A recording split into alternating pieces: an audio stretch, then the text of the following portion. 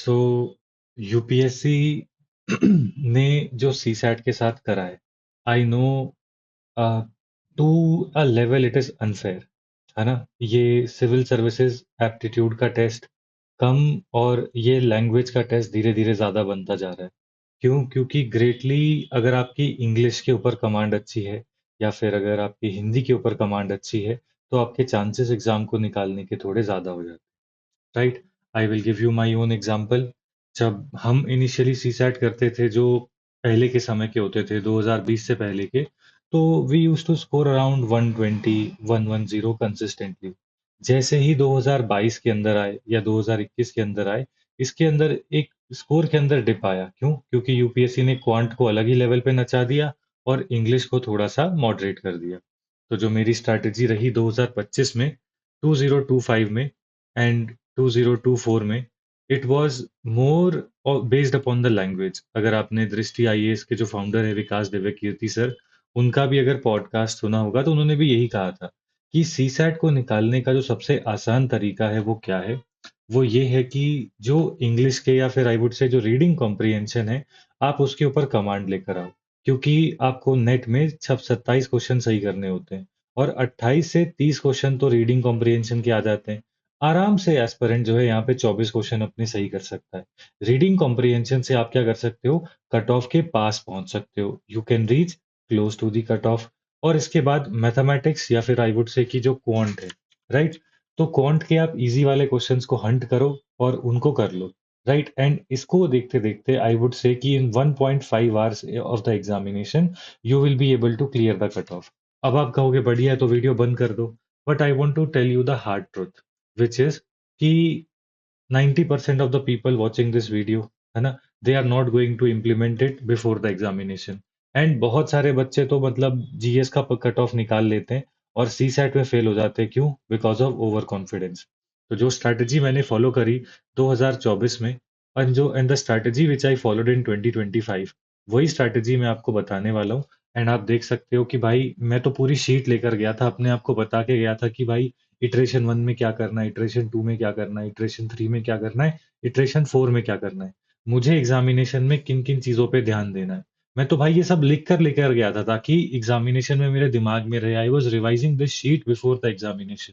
ये मैंने 2025 से पहले बनाई थी। तो इसलिए मैं कह रहा हूँ कि सी सैट जो होता है वो नॉलेज से ज्यादा स्ट्रैटेजी का गेम है। It is a game of strategy. और वही स्ट्रैटेजी मैं आपके साथ शेयर करने वाला हूँ। देखो, 2023 में मैंने भाई सीसैट का जो खतरनाक लेवल था वो देखा। और भाई मैं तो ये कह रहा हूँ कि मैं चारों खाने चित था। एंड मतलब पेपर दे के आने के बाद आई जस्ट फेल्ट कि मतलब ये क्या हो गया मेरे साथ। मतलब इट वाज लाइक कि I could not believe what basically UPSC did with CSAT. And then I sat with myself and I thought कि भाई कोई ना कोई तरीका होगा जिससे कि मैं इसको ठीक कर सकूं। और एग्जाम 2023 के प्रीलिम्स को देने के बाद भाई मैंने 2 हफ्ते लगाए। 2 वीक्स आई स्पेंट एंड मैंने मास्टरी करी एक स्ट्रैटेजी की, एक तरीके की, जिससे मैंने अगले साल अपने क्वेश्चन पेपर को दिया। मैंने अपने आप से ये कहा कि यूपीएससी जो है वो नटोरियस हो सकती है, लेकिन कहाँ पे हो सकती है? यूपीएससी नटोरियस हो सकती है कहाँ पे? जो मैथ्स का या फिर जो क्वांट का पार्ट है या रीजनिंग का पार्ट है। मान ले यूपीएससी इसको अल्ट्रा टफ कर देती है, अल्ट्रा डिफिकल्ट कर देती है, बहुत डिफिकल्ट, मतलब बहुत ज्यादा डिफिकल्ट। लेकिन भाई इंग्लिश को डिफिकल्ट करने के लिए एक एक लेवल तक यूपीएससी कर सकती है। क्यों? क्योंकि अगर यूपीएससी बहुत ही कॉम्प्लेक्स शब्द डालने लगेगी अपने इंग्लिश के अंदर, तो क्या होगा कि एस्पिरेंट जो होंगे विद्रो कर देंगे। इसलिए मैंने देखा यूपीएससी ने 2014 से लेके 2025 तक इंग्लिश का जो लेवल है, जो इंग्लिश के अंदर सवाल पूछने का लेवल है, उसके अंदर कितना चेंज आया होगा। मान लो 2014 में यहाँ पर है, तो 2025 में इंग्लिश का लेवल यहाँ पे आया है। लेकिन अगर मैं बात करूँ क्वांट का, तो क्वांट का मान लो लेवल यहाँ पे था, पहले बहुत इजी आती थी। भाई अब वो यहाँ पे पहुंच चुका है। इसका मतलब भाई मेरा कॉस्ट टू बेनिफिट जो है वो मेरा लैंग्वेज से आएगा। That is why I would tell everybody कि भाई आप ना लैंग्वेज लैंग्वेज हैवी करके एग्जामिनेशन में जाओ सीसैट के अंदर। You will reach the cut off very easily.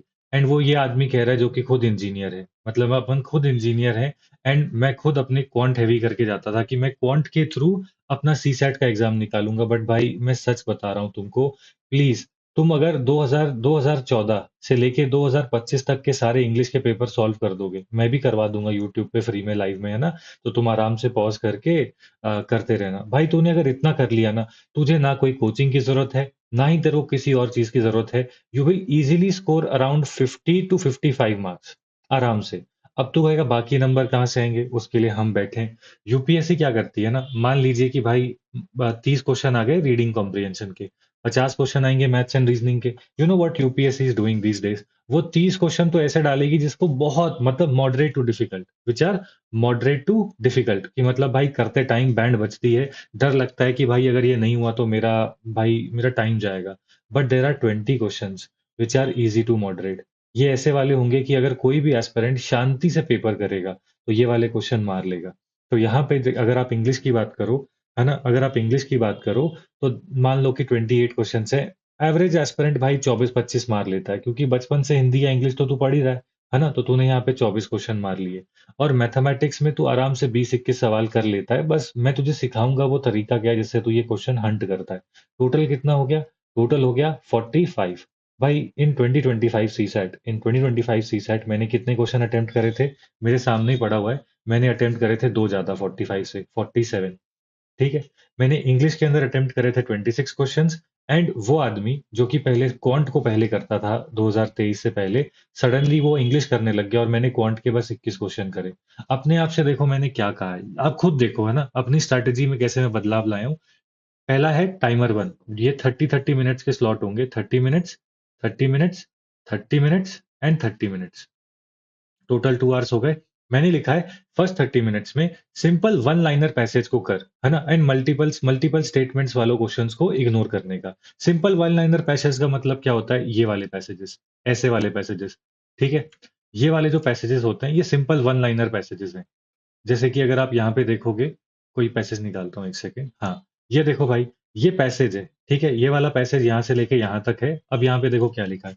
यहाँ पे लिखा हुआ है कि मतलब इसके अंदर ना ऑप्शंस एलिमिनेट नहीं करने, और आप ना, अब बस मैं मेरे साथ भाई जस्ट बी पेशेंट, मैं बस ये रीड करूंगा। आप देखना कि कितने इलॉजिकल स्टेटमेंट्स इन लोगों ने दिए हुए हैं। यहाँ पे देखो क्या लिखा है। India does not have enough resources for promoting quality education in its universities. कैसी बातें कर रहे हैं, देश को नेगेटिव लाइट में दिखा रहा है। The institutions of higher learning in the country should not be under the control of the government। आज है तो ये कह रहे हैं कि जो प्रेजेंट सिस्टम है यूजीसी का और एआईसीटीई का, जो कि बैंगलोर यूनिवर्सिटी, कोई भी यूनिवर्सिटी हो, सब सरकारों के नीचे होती है, कहते हैं अच्छा नहीं है तो फिर हटाना चाहिए। तो ये भी बता रहा है कि करंट सिस्टम को ये मतलब कह रहा है कि इलेजिटिमेट है। फिर इसके बाद यहाँ पे कह रहे हैं classroom approach to higher education should be done away with. कह रहा है कि हायर एजुकेशन में क्लासरूम ही हटा दो, फालतू की बातें कर रहा है। Classroom needs to be reimagine and teaching needs to be reinvented. देख रहे हो, ये वाला जो है यहाँ पे कह रहे हैं कि हाँ, क्लासरूम है उनमें दिक्कतें हैं, उसको आप री इमेजिन करो। टीचिंग में थोड़ी दिक्कतें हैं, है ना, तो उसको आप क्या करो, री इन्वेंट करो। मैंने इसका आंसर डेल्टा मारा। 11 का answer delta, even in the examination मैंने इसका डेल्टा मारा, इसका आंसर भी डेल्टा है। ठीक है। अब आप कहोगे कि ये क्या हमको बता रहा। देख भाई, सीधी सी बात है, यूपीएससी जब भी पैसेजेस बनाएगी तो क्या होगा, ये इंग्लिश का पेपर है तो इंग्लिश के पेपर में क्या होगा, सब्जेक्टिविटी आएगी। क्या आएगी? सब्जेक्टिविटी आएगी। जब भी इंग्लिश के पेपर में सब्जेक्टिविटी आती है तो यूपीएससी दो चीजें करेगा। पहली चीज क्या करेगा, जो बाकी तीन स्टेटमेंट्स हैं उनको बहुत ज्यादा एक्सट्रीम बनाएगा। ठीक है, उनको बहुत ज्यादा एक्सट्रीम बनाएगा। ऐसे वाले में तो भाई रिंगा रिंगा रोजेस हो जाता है एस्पिरेंट का, क्योंकि आराम से आंसर आ जाता है, पैसेज पढ़े बिना आंसर आ जाता है। लेकिन वो हर एस्पिरेंट बेवकूफ है जो सीधा इसका डी मार देगा without reading the passage. Passage पढ़ना है, ठीक है, देयर आर नो शॉर्टकट्स। ठीक है, पैसेज रीड करना है, ये बस तरीका है जिससे कि हम क्या कर सकते हैं, जिससे कि हम एक, आई वुड से, ऐसा होता है ना कि मैं तुझे कहूं कि इस पैसेज के अंदर कहीं पे ढूंढ, कहीं पे बिल्डिंग लिखा हुआ है। ठीक है, तो तू कहेगा ये देखो, जैसी बिल्डिंग आएगा तो रुक जाएगा, है ना। तो ये काम करता है। लेकिन पैसेज रीड करने के बाद मैं तुझे कहूँ बिल्डिंग कहाँ लिखा, तो फिर से रीड करेगा। तो ये आपका डबल रीडिंग को रोकता है, पहले ऑप्शंस को पढ़ना, लेकिन ऑप्शंस को पहले पढ़ना है। तो ये वाले, ऐसे वाले जो पैसेजेस होते हैं ना, इनको मैं क्या कहता हूँ, ऐसे पैसेजेस को मैं कहता हूँ, यहाँ पे देखो क्या वर्ड लिखा है, वन लाइनर पैसेज। क्यों? क्योंकि भाई इसके अंदर ऑप्शंस नहीं दिए हुए हैं ना, मतलब ऑप्शंस नहीं दिए हैं इसके अंदर। ये एक लाइन दे दी, ये सही है तो ये आंसर है, नहीं तो ये कट जाएगा। ठीक है। तो अब आप कहोगे वो दूसरा वाला कैसा होता है। मान लो यहाँ पे वन लिखा है, टू लिखा है, थ्री लिखा है, फोर लिखा है, तो यूपीएससी ऑप्शन ए में दे देगी वन एंड टू ओनली। फिर 2 and 3 ओनली, 1 2 3 ओनली एंड फिर 4 ओनली, तो ऐसे करके। तो ये वन लाइनर नहीं होते और ये वाले पैसेजेस डिफिकल्ट होते हैं। क्यों? क्योंकि यहाँ पर यूपीएससी क्या करेगी, यहाँ पे यूपीएससी आपसे, मतलब ये एक टाइप का हो गया और दूसरे वाले भी होते हैं which I will bring very soon.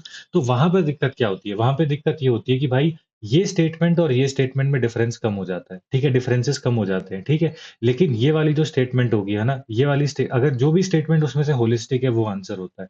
English के बारे में भी टेंशन मत लो, मैं स्ट्रैटेजी बता रहा हूँ, ठीक है। इंग्लिश के अलग से वीडियोस आएंगे, उसमें मैं और डेप्थ में जाऊंगा, but what I am saying is कि ऐसे वाले क्वेश्चंस जहाँ पे ऐसे वन वन पैसेजेस दिए, इनको मैं पहले करता हूँ, ठीक है। जिनमें पैसेजेस पहले दिए इनको मैं पहले करता हूँ। और इससे क्या होता है, मेरे इंग्लिश के अंदर अराउंड 20 क्वेश्चन अटेम्प्ट हो जाते हैं, ठीक है। 20 क्वेश्चन मेरे अटेम्प्ट हो गए, और मान लो मैंने 30 मिनट्स का टाइम लिया, तो 30 मिनट्स में आई एम अटेम्प्टिंग रफली लेट्स से 15 क्वेश्चन, ठीक है। फिर इसके बाद मैं क्या करता हूँ, इंग्लिश को रोकता हूँ। अब मैं अगले 30 मिनट में क्या करूंगा, मैं इजी इजी मैथ्स के क्वेश्चन हंट करूंगा। अब आप कहोगे मैथ्स के क्वेश्चन हंट करके दिखा। भाई देखो, सीधी सी बात है, इजी क्वेश्चन कौन सा होगा, जहां पे जो आंसर आ गया वो मुझे पता है उसका आंसर वही है। ये वाला क्वेश्चन देख, इसमें या तो तेरे को फाइनल आंसर कैलकुलेशन में 180 200 220 या फिर 240 आएगा, करेक्ट। तेरे को एक एग्जैक्ट आंसर आएगा, एक एग्जैक्ट वैल्यू आएगी, एंड यू नो कि मुझे ये अटेम्प्ट करना है या नहीं करना है, ठीक है। ये टाइप वन का क्वेश्चन है। और अलग और अजीब क्वेश्चन कौन से यूपीएससी देता है, मैं आपको निकाल के दिखाता हूँ। अम, ये वाला क्वेश्चन देखो।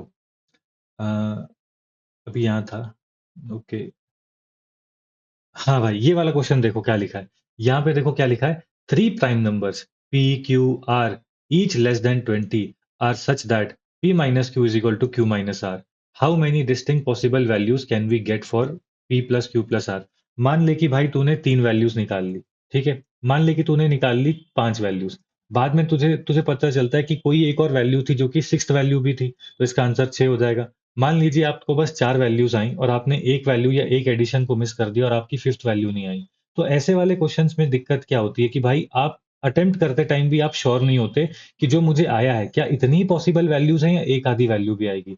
तो ऐसे वाले क्वेश्चंस को मैं इटरेशन वन में नहीं मारूंगा। मैं कैसे वाले क्वेश्चंस को मारूंगा, ये वाले ऐसे वाले क्वेश्चंस को मारूंगा। भाई ये क्वेश्चन को देख, भाई इस क्वेश्चन की क्या औकात है, तू ही देख। ये क्वेश्चन देख भाई, ये ऐसे वाले क्वेश्चन यूपीएससी देता है। यूपीएससी कह रहा है कि भाई अगर मैंने तेरे को 60 15 3 20, है ना, 60 15 3 20 और 4 दिए, तो इसके अंदर मैं क्या ऑपरेशन करूंगा, इसके अंदर मैं क्या ऑपरेशन करूंगा कि ये 20 आ जाएगा। तो तू क्या कर सकता है, ऑप्शन वाइज चल, पहले ए डाल के देख। एस का क्या है, एस का डिवीजन है, तो 60 डिवाइडेड बाय 15। फिर उसके बाद पी की वैल्यू क्या है, पी का भाई प्लस है, तो मैंने यहाँ पे प्लस डाला और 3 डाल दिया। फिर उसके बाद आर की क्या है, आर का है मल्टीप्लाई, तो यहाँ पे मैंने मल्टीप्लाई डाल दिया। और फिर उसके बाद 20 लिख दूंगा। और फिर उसके बाद क्या बोलते हैं, क्यू क्या है, क्यू माइनस है, ठीक है, क्यू माइनस है और हमको बॉड मास पता है, तो ये मैंने ऐसे ब्रैकेट डाल दिया, ये मैंने ऐसे ब्रैकेट डाल दिया। तो सीधा सीधा समझ में आ रहा है कि ये 20 तो नहीं आएगा, क्योंकि 15 5 4 20, 15 4 60 होता है, प्लस ये कितना हो जाएगा, 60 हो जाएगा, तो इट कैन नॉट बी 20, है ना, यही 64 हो गया। चलिए, तो मतलब मेरा ऑप्शन ए नहीं है भाई। फिर उसके बाद मैं क्या करूंगा, अगला डालूंगा। तो यहाँ पे क्या है, क्यू आर पी एस, तो 60, क्यू क्या है, क्यू मेरा है माइनस, तो 60 आर 60 - 15। फिर इसके बाद आर, आर क्या है मेरा, मल्टीप्लीकेशन है ना। तो मैं यहाँ पे लिख दूंगा ×3। ओके। फिर इसके बाद क्यू आर पी, पी क्या है, प्लस है, तो यहाँ पे मैंने प्लस डाल दिया। फिर उसके बाद यहाँ पे 20 आ जाएगा, and after that S, S क्या है, डिवाइड है, डिवाइडेड बाय 4। फिर मैंने इसको ऐसे कर दिया और मैंने इसको ऐसे कर दिया, ये कितना हो जाएगा, 60 - 15 3 = 45, प्लस ये कितना हो जाएगा, +4। तो this will B how much, this will B, एक सेकेंड, 60 - 45, ये कितना हो जाएगा, 25। और ये कितना हो जाएगा, 5। कुछ तो मिसिंग, कुछ तो गड़बड़ कर दी। एक सेकेंड, एक सेकेंड माफ करें। मेरे को इंक छोटी करनी पड़ेगी और मैं कलर को ब्लैक कर लेता हूँ एक बार, फिर करता हूँ, है ना। मतलब हो जाता है, कोई दिक्कत नहीं, मेरे को बस कलर चेंज करना है भाई, रेड मतलब आंखों को ज्यादा हिट करता है मेरी। अब देखो भाई, मैंने यहाँ पे लिखा 60, फिर उसके बाद मैंने लिखा 15, फिर मैंने लिखा 3, फिर मैंने लिखा 20 और फिर मैंने लिखा 4। पहला क्या कह रहे हैं, क्यू, क्यू मेरा क्या है, माइनस, मैंने डाल दिया। फिर इसके बाद क्या लिखा है, आर, आर मेरा क्या है, मल्टीप्लीकेशन, तो मैंने मल्टीप्लीकेशन डाल दिया। फिर पी है, पी मेरा क्या है, प्लस, फिर उसके बाद एस क्या हो जाएगा, डिवीजन। ठीक है, तो ये कितना हो जाएगा, फिर उसके बाद अब मुझे क्या करना है, ये दो ऐसे और ये दो ऐसे, तो ये हो जाएगा 5 and 60 minus 45 plus 5. This will be equal to how much? 60 minus 45 will be 15 plus 5. That is equal to 20. आ गया अपना आंसर, है ना? अपना आंसर आ गया। So that is exactly what I am saying कि मतलब ये वाले क्वेश्चन हमसे क्या एग्जामिनेशन में नहीं होंगे, हो जाएंगे, है ना? ये वाले क्वेश्चंस मुझसे भी एग्जामिनेशन में हो जाएंगे, तुमसे भी हो जाएंगे। ऐसे वाले क्वेश्चंस ढूंढने। अब तू कहेगा ये तो एक ही है, एक और निकाल के दिखाओ, आ जाओ। ठीक है, एक और निकाल के दिखाओ, है ना? इंग्लिश तो आई एम श्योर कि भाई आप लोग कर लोगे अपने लेवल पे। मेरा काम क्या है, मेरा काम है आपको मैथ्स के ऐसे वाले क्वेश्चंस निकाल के दिखाना। ये वाला क्वेश्चन देख भाई, यहाँ पे देखो सिंपल क्वेश्चन है, यहाँ पे कह रहे हैं कि the price of the petrol shot up by 10%. As a result, as a result of hike in the crude oil prices, the price of petrol before the hike was 1990. तो यहाँ पे कह रहे हैं कि भाई 90 रुपए का पेट्रोल अब कितने का हो गया, 10% का राइज होगा, तो मैं पॉइंट डाल दूंगा, तो ये कितना हो जाएगा, 99। तो पहले जो 90 रुपए पर लीटर का पेट्रोल था, अब 99 का हो गया। A person travels 2200 kilometre every month by his car, and उस कार की माइलेज कितनी है, 16 किलोमीटर है। By how many kilometre should he reduce his travel if he wants to maintain his expenditure at the previous level. तो यहाँ पे ये लोग क्या कह रहे हैं, यहाँ पे कह रहे हैं कि कोई आदमी है जो कि 2200 किलोमीटर चलता था, गाड़ी की 2200 किलोमीटर चलता था, और गाड़ी का 1 लीटर का खर्चा आता था 90 रुपए, लेकिन उसकी गाड़ी चल जाती थी 16 किलोमीटर पर लीटर की एवरेज से। अब ये कह रहे हैं कि भाई कितने किलोमीटर चल लेगा जब 99 रुपीज का पेट्रोल आ रहा है और एवरेज उतनी ही दे रही है गाड़ी जो कि है 16 की।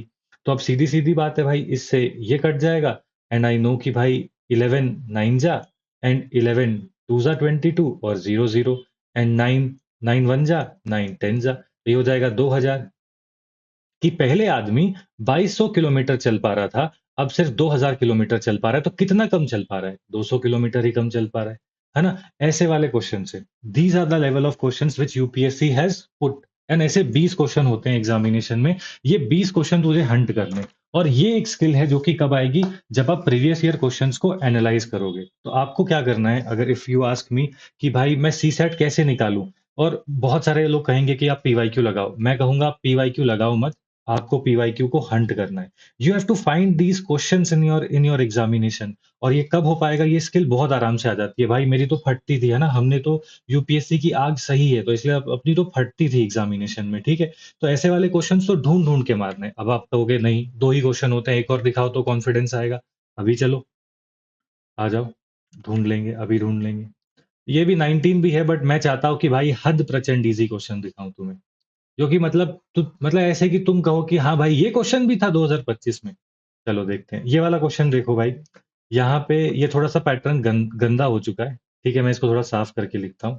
तो ये कुछ गड़बड़ हो गई तो बताना, एक तो कॉन्शियस भी हो जाता हूँ भाई मैं कि मेरे को बताना पड़ रहा है, तो मेरे दिमाग में होता है कि भाई गलती ना कर दूं, बेइज्जती हो जाएगी, उसी में गड़बड़ी हो जाती है। चलो ठीक है, मैं बनाता हूँ। क्या लिखा है यहाँ पे, लिखा है A B underscore C C underscore A. ये तो छोटा हो जाएगा, थोड़ा नीचे यहाँ पे लिखता हूँ।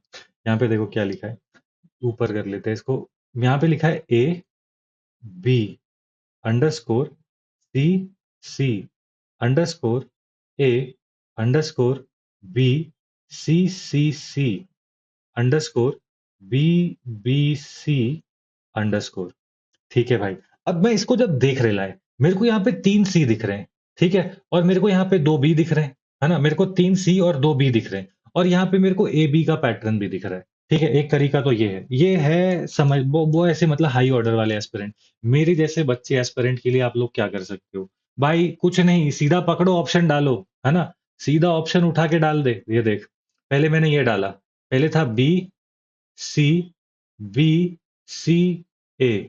ठीक है, मैंने ये वाला ऑप्शन डाला, कुछ बन रहा है क्या? A B B triple C, A double B triple C, A C. अरे ये तो पैटर्न बन रहा है, देखो, A double B triple C, A double B triple C. तो यहाँ पे तो ए आना चाहिए, फिर डबल बी, और यहाँ पे भी सी आना चाहिए, है ना? यहाँ पे भी सी आना चाहिए, तो ये कहाँ पर है, ये वाला, ये वाला। अच्छा, इसकी इधर भी कुछ है क्या, एक सेकेंड। ये वाला सी तो हम खा गए भाई, तो ये ए डबल बी और यहाँ पे भी सी है। है ना, यहाँ पे भी सी है, वही मैं कहूँ भाई, ये कैसे चेंज हो गया, क्योंकि पैटर्न तो बन रहा है। तो ए डबल बी और यहाँ पे भी सी, तो इसका मतलब B C B C, sorry B C B A और यहाँ पे सी। तो ये कहाँ पर है, ये वाला पैटर्न, ये वाला पैटर्न मुझे कहाँ पे दिखता है, मुझे ये वाला पैटर्न दिखता है यहाँ पे, बी सी बी ए सी, बी सी बी ए सी। तो मैं क्या कह रहा हूँ भाई, ये लिख लो, ये 4 बार इसको लिख लो और फिर उसके बाद उसको डालो और आपको पैटर्न दिखेगा। क्या पैटर्न दिखेगा, ये देखो, ये एक सेट बना, ये बना दूसरा set A double B triple C का, और फिर उसके बाद यहाँ पे हमने ए डालना है, ये नीचे लिखा है A double B triple C का, ये सेट बन गया।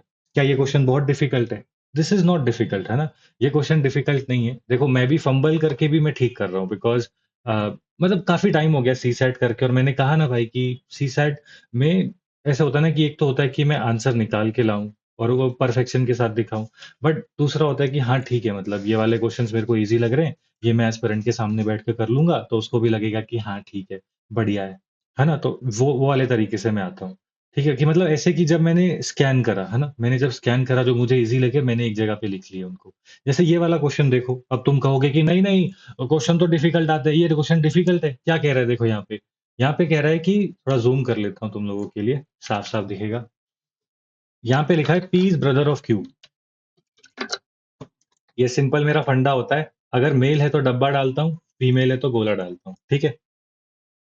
P is brother of Q, ठीक है। तो पी जो है ना, जो पी है वो ब्रदर है क्यू का, लेकिन क्यू का जेंडर नहीं बता रहे, है ना। एंड यहाँ पे लिखा है क्यू एंड आर, तो आर का भी जेंडर नहीं बता रहे, बड़े बेशरम है। फिर इसके बाद ये क्या कह रहे हैं, एस इज आर की मदर। तो अगर एस आर की मदर है तो पी और क्यू की भी तो मदर होगी ना, और एस क्या है, मदर है, तो वो गोली गोल मतलब गोल आएगा, क्योंकि जेंडर फीमेल का तो गोल होता है। इसके बाद ये कह रहे हैं T is T is peace father. अगर टी इसका फादर है तो भाई इसका हस्बैंड भी तो होगा ना टी।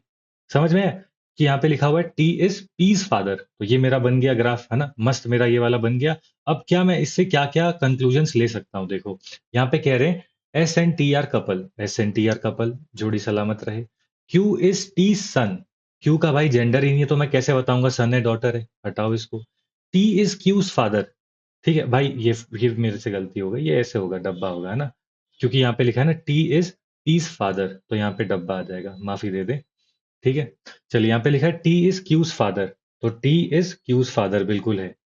फिर इसके बाद S is P's mother, S जो है वो पी की माँ है ना, एस इज मदर, तो बात तो ठीक है।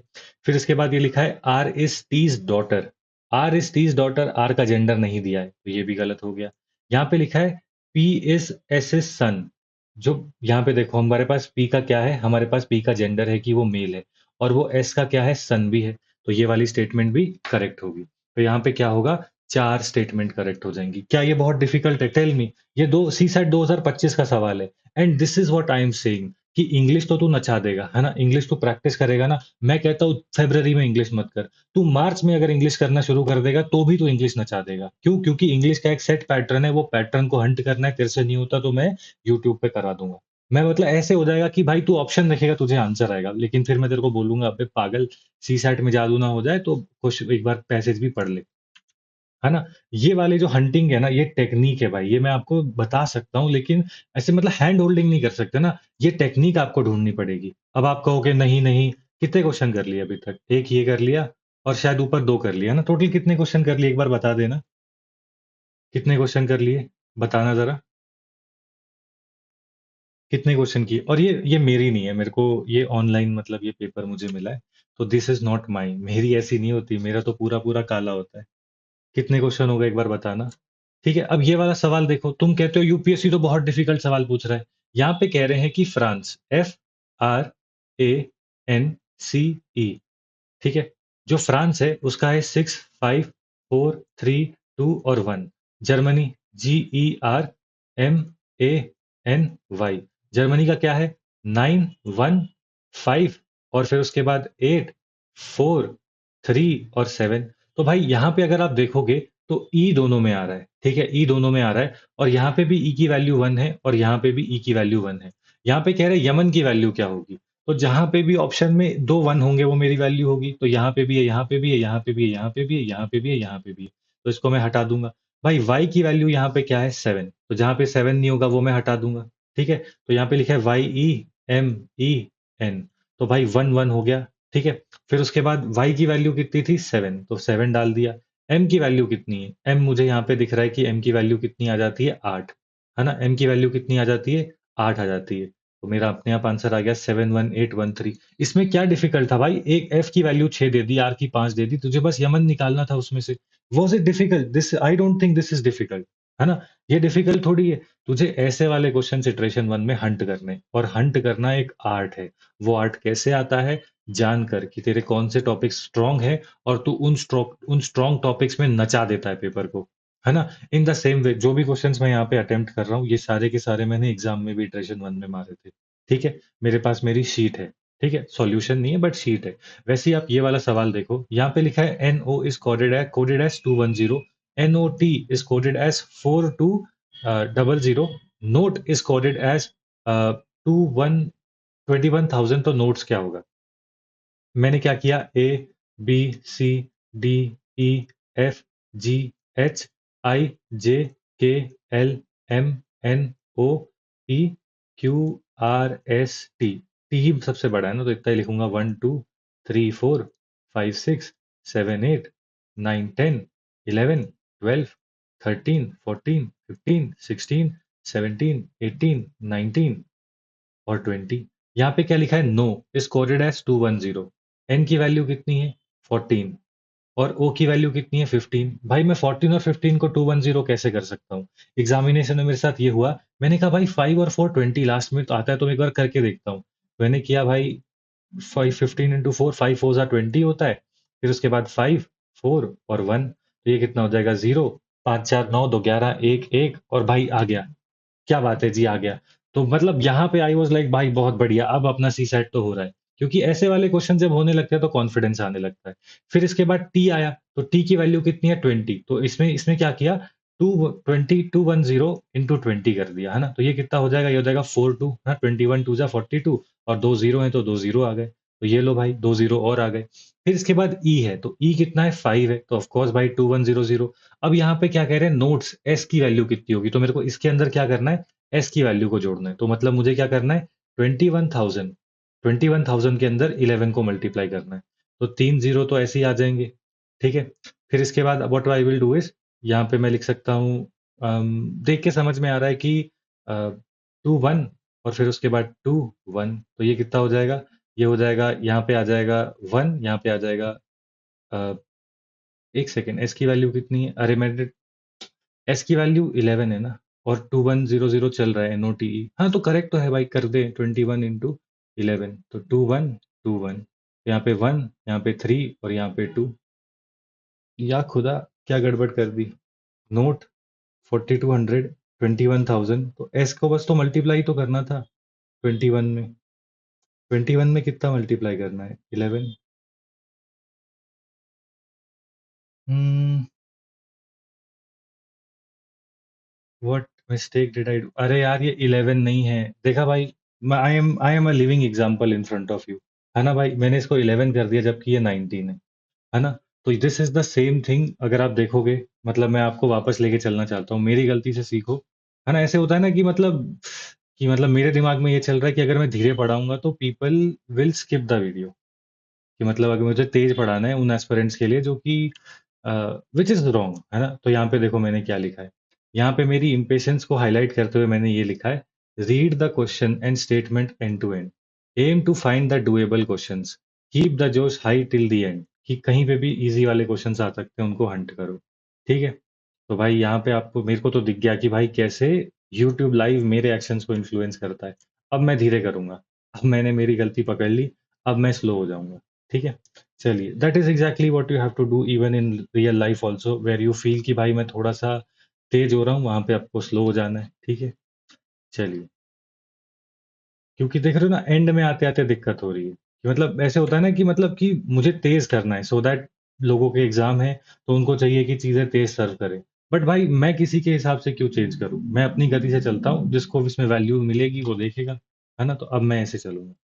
ठीक है, तो यहाँ पे देखो कितना आ गया, यहाँ पे 21 आया था, और एस की वैल्यू कितनी आई थी, एस की वैल्यू है 19, तो 21 into 19, तो कैसे कर सकते हैं इसको, 9, फिर उसके बाद 9 2 ज़ा 18, और फिर उसके बाद 1 और 2, तो ये हो जाएगा 9 9 एंड 3, तो 3,399। अरे भाई क्या गलत कर दिया तुमने, ये है इसका आंसर, है ना। तो ये जिस भाई की पीडीएफ है उसने गलत कर दिया। ठीक है, ये वाला क्वेश्चन डिफिकल्ट नहीं था, ये वाला क्वेश्चन डिफिकल्ट नहीं था। मुझे नहीं लगता कि ये वाला क्वेश्चन डिफिकल्ट था, ये तो अब भाई एस्पिरेंट चलते फिरते करता है ना। If you have just done the PYQs you will kill these type of questions, you will literally chop these type of questions, है ना। ये कितने हो गए, 3 यहाँ पे, ये अपना चौथा सवाल तो यहाँ पर हो गया। ठीक है, फिर इसके बाद आगे अगर मैं चलूं तो ये वाला क्वेश्चन मैंने कहा था ऐसे वाले क्वेश्चन मैं अटेम्प्ट नहीं करता। ठीक है, फिर इसके बाद ये वाला क्वेश्चन हो गया अपना पांचवा। फिर ये हो गया अपना छठा क्वेश्चन। ये स्ट्रीम को चले चले अभी मुश्किल से आधा घंटा हुआ है, मैंने एक्सप्लेनेशन के साथ 7-8 क्वेश्चन सॉल्व कर दिए। This is exactly what I want to tell you, है ना। मैं आपको ये सिंपल सिंपल चीजें कहने की कोशिश कर रहा हूँ कि ऐसे सवाल होते हैं। अब तू कहेगा इतना ही होते हैं, इससे ज्यादा नहीं होते, तू तो पहले से देख के बैठा हुआ है। आ जाओ दिखाता हूँ और दिखाता हूँ। ये देखो, कौन सा करूँ भाई, मैं तो सोच रहा हूँ करूँ कौन सा, ये ले लो। आओ गाइस, ये वाला ले लो। ये वाला क्वेश्चन देखो, मैं धीरे करूंगा, मैं इसी गति पे एग्जाम में भी करता हूँ, ठीक है, मैं उसी गति पे करूंगा। यहाँ पे कह रहे हैं what comes at X and Y respectively in the following sequence. ये एक सीक्वेंस दे दिया है भाई। जनवरी के बाद जनवरी के बाद जनवरी है, फिर -1 कर दिया। ठीक है, तो पहले बना लेता हूँ। जनवरी, फेब्रवरी, मार्च, अप्रैल, मई, जून, जुलाई, जे यू लिख देता हूँ और इसको जे एन लिख देता हूँ, बाद में कंफ्यूजन ना हो जाए। अगस्त, सितंबर, अक्टूबर, नवंबर, दिसंबर। ठीक है, जनवरी से जनवरी ही कूदा है तो 0 का गैप है। जनवरी से दिसंबर कूदा है तो 1 का गैप है। तो जनवरी से ये कहाँ चला गया, दिसंबर में चला गया, 1 का गैप है। दिसंबर से फिर ये अक्टूबर में चला गया, तो यहाँ पे 1 2 2 का गैप आ गया, है ना। देख रहे हो ना, जनवरी से दिसंबर हो गया ना पीछे, -1 एक ही पर है। ये दिसंबर से अक्टूबर, -2 1 2। ठीक है, तो यहाँ पे हो गया 2। फिर इसके बाद आगे अगर मैं चलूं तो फिर ये कह रहा है अक्टूबर से एक्स, तो ये 3 पे जाएगा, तो यहाँ पे 1 2 3। तो ये वाला हो जाएगा जुलाई, जून जुलाई। तो भाई जुलाई वाला जो नहीं है वो मैं काट दूंगा। ठीक है, 3 हो गया। अब यहां से 4 का गैप आना चाहिए और मार्च आना चाहिए, तो 1 2 3 4, फरवरी मार्च आता है बिल्कुल चौथा। यहाँ पे मेरा 4 का गैप आ गया। अब इन दोनों के बीच में 5 का गैप आना चाहिए, तो देख लेते हैं मार्च से। 1 2 3 4 5, बिल्कुल भाई अक्टूबर आ गया। अब अक्टूबर से 6 के गैप पे जाना है, तो ये मेरा हो जाएगा, कलर बदल लेता हूँ, एग्जाम में तो ऑफकोर्स भाई तुम नचा ही दोगे। 1 2 3 4 5 6, मतलब अप्रैल। तो ये रहा अप्रैल। क्या था इसके अंदर, ये सिंपल क्वेश्चन है। अब तुमको अगर ये डिफिकल्ट लग रहा है, you know what does that mean, you have not seen the PYQs. ऐसे वाले क्वेश्चन यूपीएससी होलसेल में देता है एस्पिरेंट को, ऐसे वाले क्वेश्चन। ठीक है, अब आप कहोगे मैं कैसे क्वेश्चंस को अवॉइड करेगा इन द एग्जामिनेशन। भाई ये वाला सवाल देखो, यहाँ पे कह रहे हैं how many possible values are there that satisfy 1 by p plus 1 by q plus 1 by r, where P Q and R natural number. ये कह रहे हैं पी क्यू आर की वैल्यू बताओ जो कि 1 by p plus 1 by q plus 1 by r is equal to 1। भाई एक सीधी वैल्यू जो मेरे दिमाग में आ रही है वो तो 3 आ रही है, डाल के देखते हैं। 1/3 plus 1/3 plus 1/3, this is equal to 3/3 which is equal to 1, है ना। ये एक हो गया। अब आपको लगेगा इतना ही है, लेकिन भाई मैं इसको 1/6, एक को मैं 1/6 डाल सकता हूँ, और मतलब 1/6 प्लस 1/6 कितना होता है, 1/6 प्लस 1/6 विल बिकम 1/3। और इस वाले को मैं डाल सकता हूँ, I can put Y can I 1/2। अरे क्या बात कर रहे हैं, वाह भाई क्या दिमाग है भाई। 1/2 प्लस 1/4 प्लस 1/4, है ना। 1/4 1/4 तो 1/2 हो जाएगा। अब ये कितना हो जाएगा, टोटल 4 हो जाएगा। और यहाँ पे कितना आ जाएगा, 2 plus 1 which is equal to 4/4 which is equal to 1। देख लो भाई, ऐसे करके ये मेरे को एक बना है। भाई ऐसे एक और भी तो आ सकता है ना, मैं कैसे बोल दूं, है ना, मैं कैसे बोल दूं कि भाई इसका इसका 3 है या मोर देन 3 है, या फिर क्योंकि मेरे को तो दो ही आ रहे हैं। अब आप देख रहे हो इन द एग्जामिनेशन हॉल जो मेरे ऊपर स्ट्रेस है, तो मेरे को ऐसी सब ढूंढने पड़ रहे हैं, तो मैं ऐसे क्वेश्चन क्यों मारूं, है ना।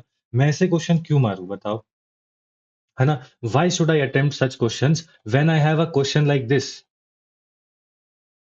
हम चलो ये वाला क्वेश्चन ले लो, चलो, या फिर ये वाला क्वेश्चन ले लो, पहले ये वाला क्वेश्चन कर लेते हैं। यहाँ पे लिखा है 1 2 3 4 5 6 7 8 9, और फिर उसके बाद 9 8 7 6 5 4 3 2 1। ये यूपीएससी का पीवाईक्यू है सीसैट का। जिसने सीसैट का पीवाईक्यू का नचा के आया होगा पहली इटरेशन में। कैसे भाई, जब तू 11 इंटू 11 करता है तो कितना आएगा, यहाँ पे 1 1 और फिर उसके बाद 1 1, तो ये कितना हो गया 1 2 1। मैं कहता हूँ तुझे 1 1 1 इंटू 1 1 1 करके आ, कितना हो जाएगा ये 1 1 1, फिर यहाँ पे काट देगा 1 1 1, फिर यहाँ पे और यहाँ पे काट देगा और 1 1 1, कितना हो गया यहाँ पे 1, यहाँ पे 2, यहाँ पे 3, यहाँ पे 2, यहाँ पे 1, 1 2 3, फिर 3 2 1। यहाँ पे कितना लिखा है 1 2 3 4 5 6 7 8 9 8 7 6 5 4 3 2 1। इसका मतलब क्या है कि ये हो रहा है 1 2 3 4 5 6 7 8 9 इंटू 1 2 3 4 5 6 7 8 9। ये वाले का आंसर जो है वो ये आएगा, है ना। यहाँ पे कह रहे हैं how many digit does N have, तो एन क्या होगा, ये तो मल्टीप्लाई हो रहा है ना, तो ये एन स्क्वायर क्या होगा एन इंटू एन, तो एन की वैल्यू कितनी हो जाएगी, ऑफ कोर्स 9 हो जाएगी। अब आप कहोगे नहीं नहीं ये तो गलत है, तू आंसर देख के, अबे पीवाईक्यू है ये, यूपीएससी का पीवाईक्यू है, ये प्रीवियस ईयर क्वेश्चन में आया है, ऐसा नहीं आया बट ऐसा ही, मतलब यही सेम इससे ही इन्फ्लुएंस होकर क्वेश्चन आया ये, this is a UPSC PYQ भाई, and I attempted it in the first iteration.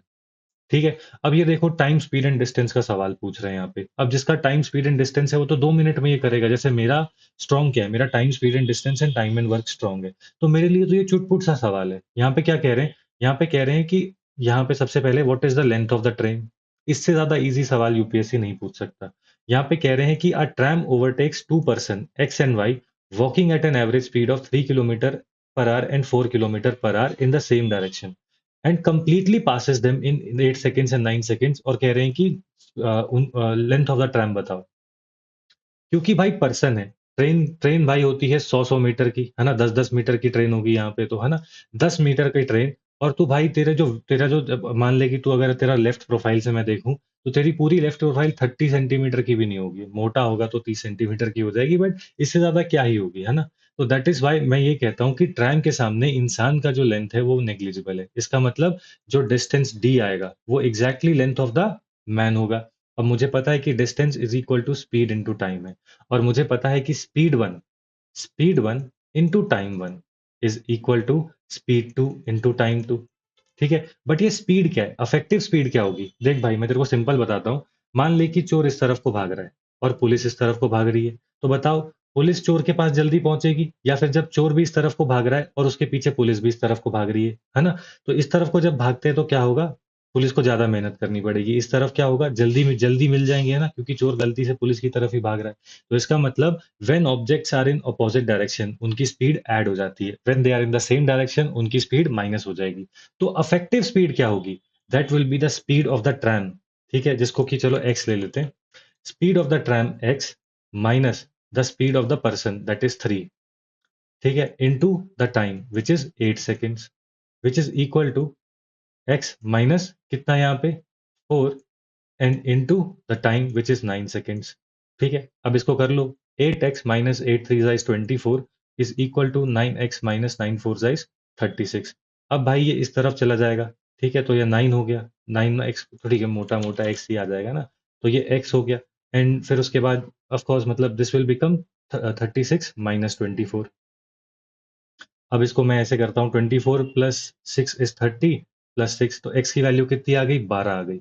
ये 12 12 क्या है, 12 इंटू 5/18, 12 इंटू 5/18। तो what is x, x is the speed of the tram in kilometre पर सेकेंड। ठीक है, x is the speed of the 12 is the speed of the tram in kilometre पर second. ये पूछ रहे हैं कि what is the length of the tram, तो इसमें डाल दो, तो यहाँ पे आ जाएगा 12 इंटू, किसी में भी डाल दो, इसमें डाल देते हैं 12 इन, इसमें डालना है ना, तो 12 minus 3 kilometre per hour into कितना हो जाएगा, into 8, which will be equal to what, 9 into 8।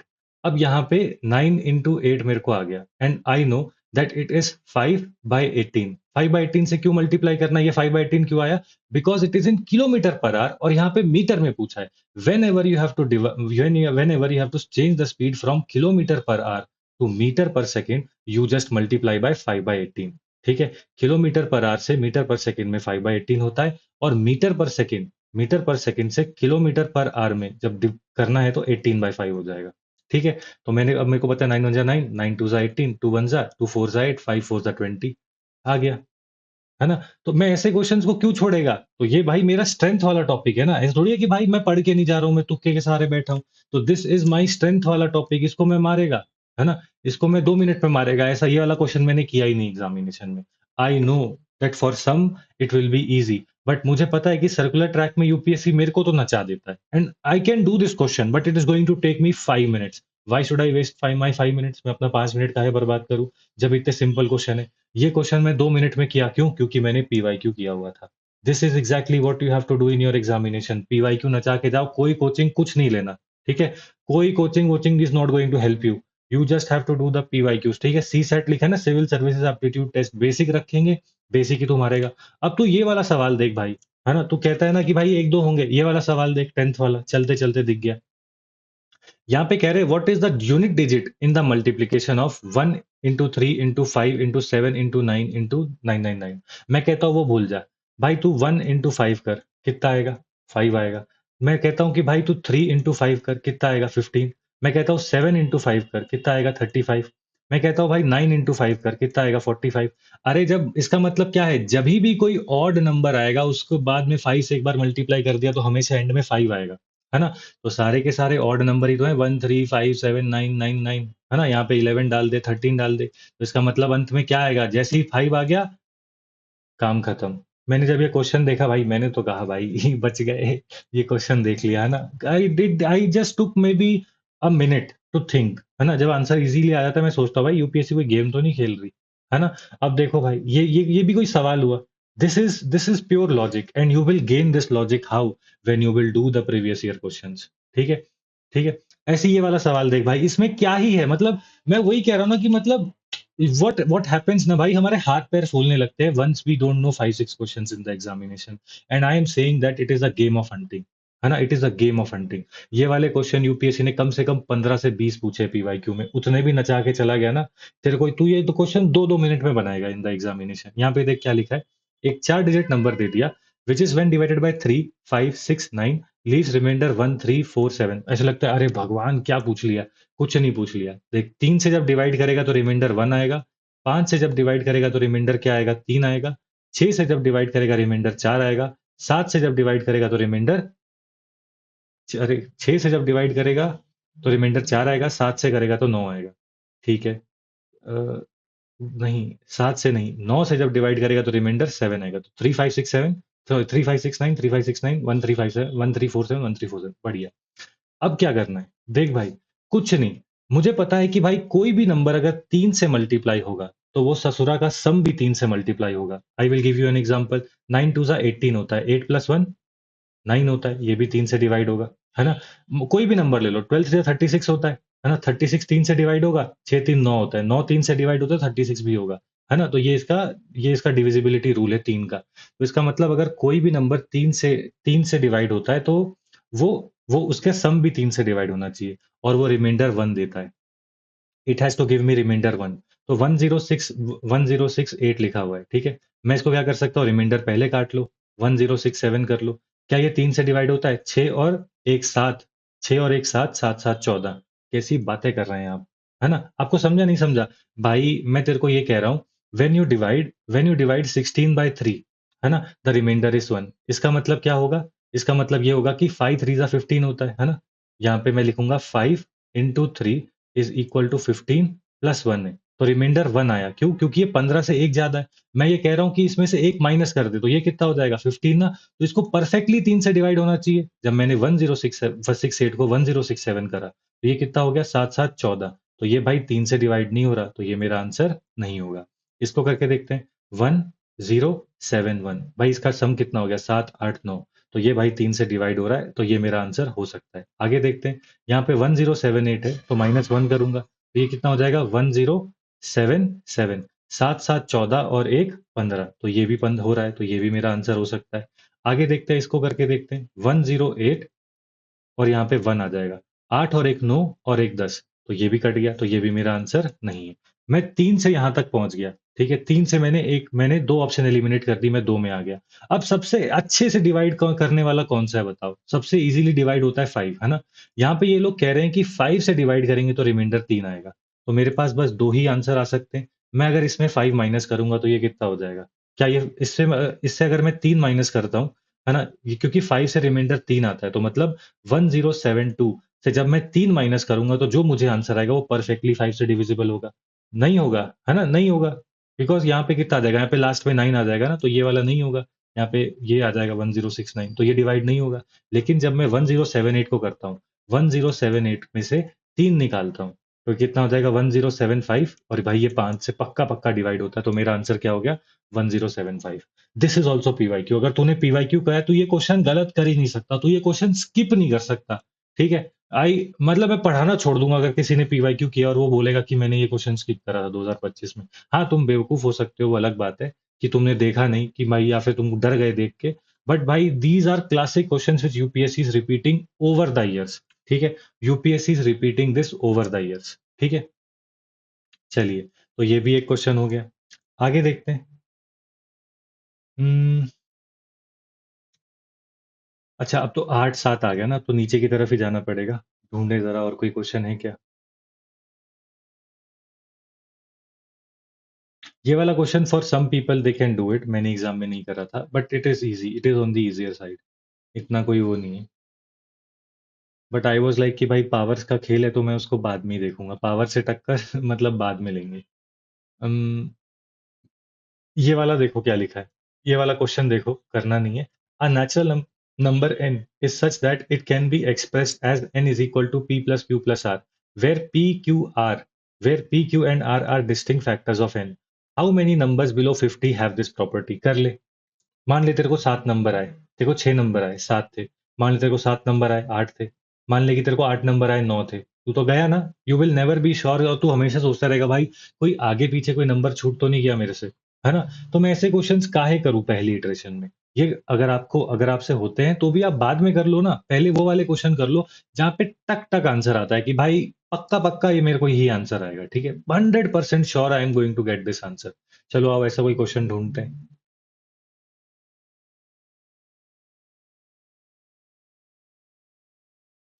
हम्म, मतलब मैं ढूंढ रहा हूँ जो कि ऐसा कि कोई एस्पिरेंट कह ना दे कि भाई ये डिफिकल्ट था। ये वाला क्वेश्चन देखो भाई। यहाँ पे ये कह रहा है कि 1 3 6 11 18 x 42 कितने का डिफरेंस है? 2 का। कितने का डिफरेंस है? 3 का। 6 और 5 11 होते हैं। 7 का डिफरेंस है, तो यहाँ पे क्या है? 2 3 5 7।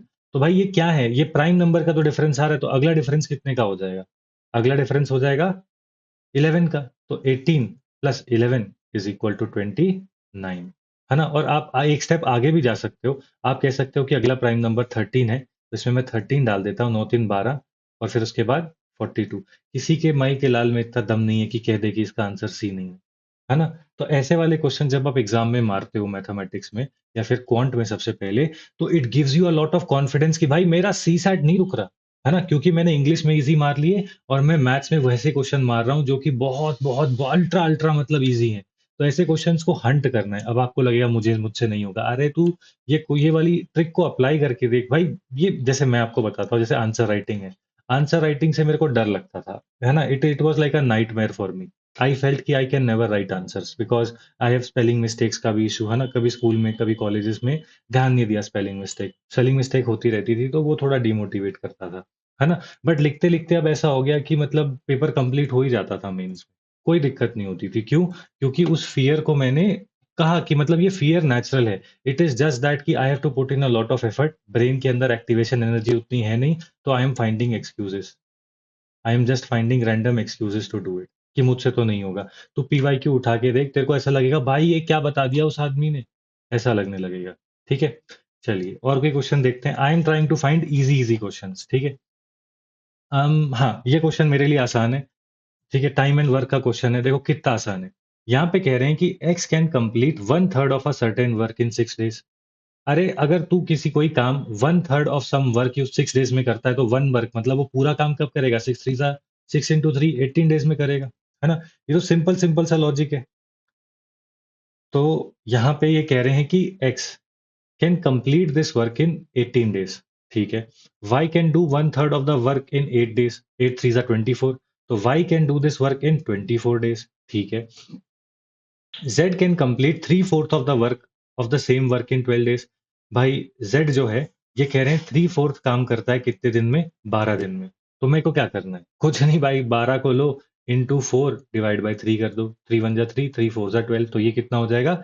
16 डेज में। Z finishes the work in 16 days. ठीक है। यहाँ पे कह रहे हैं, अब देखो, अब ये ना यूपीएससी सीधा सीधा दे सकता था, एक्स 18 दिन में करता है, वाई 24 दिन में करता है, जेड 16 दिन में करता है, लेकिन नहीं, वो चाहती है कि एस्पिरेंट डर जाए, वो चाहती है कि एस्पिरेंट ऐसे ऐसे क्वेश्चंस को स्किप कर दे। यूपीएससी तेरे को ऐसे उल्लू बनाती है ना। अब अगर आप देखो तो भाई, ये तो एक लाइन का सवाल था, है ना। अभी देखो तो असली सवाल तो यहाँ से स्टार्ट हुआ है, इतना सा सवाल है। यूपीएससी ने जानबूझ के बड़ा कर दिया कि एस्पिरेंट स्किप कर दे, है ना, लेकिन हम नहीं करेंगे। आगे क्या लिखा है? यहाँ पे लिखा है all of them work together for N days. कुछ दिनों के लिए साथ में काम करते हैं, बाद में कहते हैं नहीं मेरे को नहीं करना तेरे साथ काम, मैं अलग करेगा। फिर उसके बाद क्या होता है? X and Z quit and Y alone finishes the remaining work in 8 2/3 days. देख रहे हो, सीधा सीधा कुछ भी दे सकता है ना। देखो, आपको तंग कर रहा है, आपको मिक्स्ड फ्रैक्शन निकालनी आती है कि नहीं आती है वो चेक कर रहा है। कुछ भी नहीं है भाई, ये सब क्वेश्चन आप मतलब सपने में करते हैं। देखो, सबसे पहले क्या है, इसका एलसीएम निकालना है। तो एलसीएम निकालने के लिए क्या होता है, सबसे बड़े नंबर को ऐसे लिख दो, फिर कर दो 18/24, और फिर कर दो 16/24। ठीक है। अब मुझे पता है कि ये चला जाएगा किसके टेबल में जाएगा? 6 के टेबल में चला जाएगा। ये 6 6 से बड़े 12, 6 7 8 9, हाँ। 6 जा 6 12, 6 3 जा 18, 6 4 जा 24 गया। फिर इसके बाद ये किसके टेबल में जा सकता है? 4 4 जा 16 आता है, 8 8 1 जा 8, 8 2 जा 16, 8 3 जा 24। तो अब मेरा जो होगा वो क्या होगा? वो हो जाएगा, मेरा एलसीएम हो जाएगा 24 इंटू 6। तो वो कितना हो जाएगा? 6 4 जा 24, 4 2, तो आंसर आ जाएगा 144, है ना। 144 मेरा एलसीएम हो गया। तो मैंने यहाँ पे इसको ऐसे लिखा, और यहाँ पे मैंने लिख दिया 144। अब मुझे क्या करना होता है? अब मुझे इनकी एफिशिएंसी निकालनी है। भाई मैं एक तरीका बता रहा हूँ करने का, अगर आपको नहीं आता टाइम एंड वर्क तो आप वैसे सीख लो। तो यहाँ पे 18 4 जा 8 4 जा 30, 8 4 जा 32, 8 6 जा 48, 8 7 जा 50, 8 8 जा 18, 8 जा 18 इंटू 8, 8 8 जा 64, 4 और 144 बिल्कुल। अब यहाँ पे 24 लिखा है, तो 4 6 जा 24 होता है, तो 24 4 6 जा 24, और पहले तो यही आता ना 4 4 जा 16, हाँ 4 6 जा 24, 4 से 24 4 2 6 जा 12 बिल्कुल। ये मैं क्या कर रहा हूँ? मैं लिख रहा हूँ 24 6 जा 144, 18 8 जा 144। इसको कहते हैं एफिशिएंसी निकालना, कि x की एफिशिएंसी 8 है, y की एफिशिएंसी 6 है, और z की एफिशिएंसी कितनी होगी? 6 1 जा 6 16, 6 1 जा 6 12, 6 18, 6 4 जा 16 4 जा जाना चाहिए, 16 4 जा तो नहीं जाएगा, बहुत छोटा हो जाएगा। 6 9 6 जा 54, हाँ तो भाई 16 9 जा देखते हैं। 16 इंटू 9, 9 6 जा 54, तो ये हो जाएगा 4, 5 इधर है, 9 1 जा 9, 144 बिल्कुल भाई। तो यहाँ पे कितना आ जाएगा? यहाँ पे आ जाएगा 9। यहाँ पे ये लोग क्या कह रहे हैं कि अब देखो, मैं आपसे कहता हूँ हम दोनों काम कर रहे हैं, ठीक है, हम दोनों मिलके पीडीएफ बना रहे हैं। अब मैं इतने टाइम से पीडीएफ नोट्स बना रहा हूं, तो मैं तुमसे तेज बनाऊंगा क्यों? क्योंकि मेरी एफिशिएंसी ज्यादा है। तो what is the work I do? It is my efficiency into the time that I take, है ना, into the time that I take, और यहाँ पे डेज दिए, तो मतलब into the number of days I take. भाई यही तो फॉर्मूला है वर्क का। ये क्या कह रहे हैं? ये कह रहे हैं कि पहले भाई सबने रल मिल के काम करा, सबने रल मिल के काम करा, तो सबकी कलेक्टिव एफिशिएंसी कितनी आ जाएगी? 9 6 15, 9 6 15, और 15, और 15 से 5 तक में जाऊंगा तो 20, और 3 बचेंगे, तो यहाँ पे आ जाएगा 23। तो मतलब 23 की एफिशिएंसी के साथ लड़कों ने एन डेज काम करा। इसके बाद क्या हुआ? भाई एक्स कहता है मैं नहीं काम कर रहा, जेड कहता है मैं काम नहीं कर रहा, सिर्फ 6 काम कर रहा है ना, मतलब वाई काम कर रहा है। तो वाई की एफिशिएंसी 6 है, और कितने दिन काम हुआ है? कितने दिन काम हुआ है? 8 2/3 डेज। तो इसको कैसे लिखते हैं? 8 2/3 को मैं लिख सकता हूँ 8 3 जा 24 प्लस 2, 26/3, 26/3, तो मतलब 26/3 डेज काम हुआ है।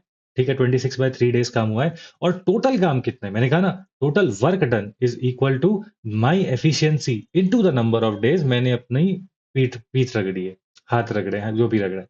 ठीक है, तो work is equal to number of efficiencies into the number of days मैंने काम करा है। तो भाई मेरा वर्क डन क्या है? टोटल मेरा वर्क डन है 144।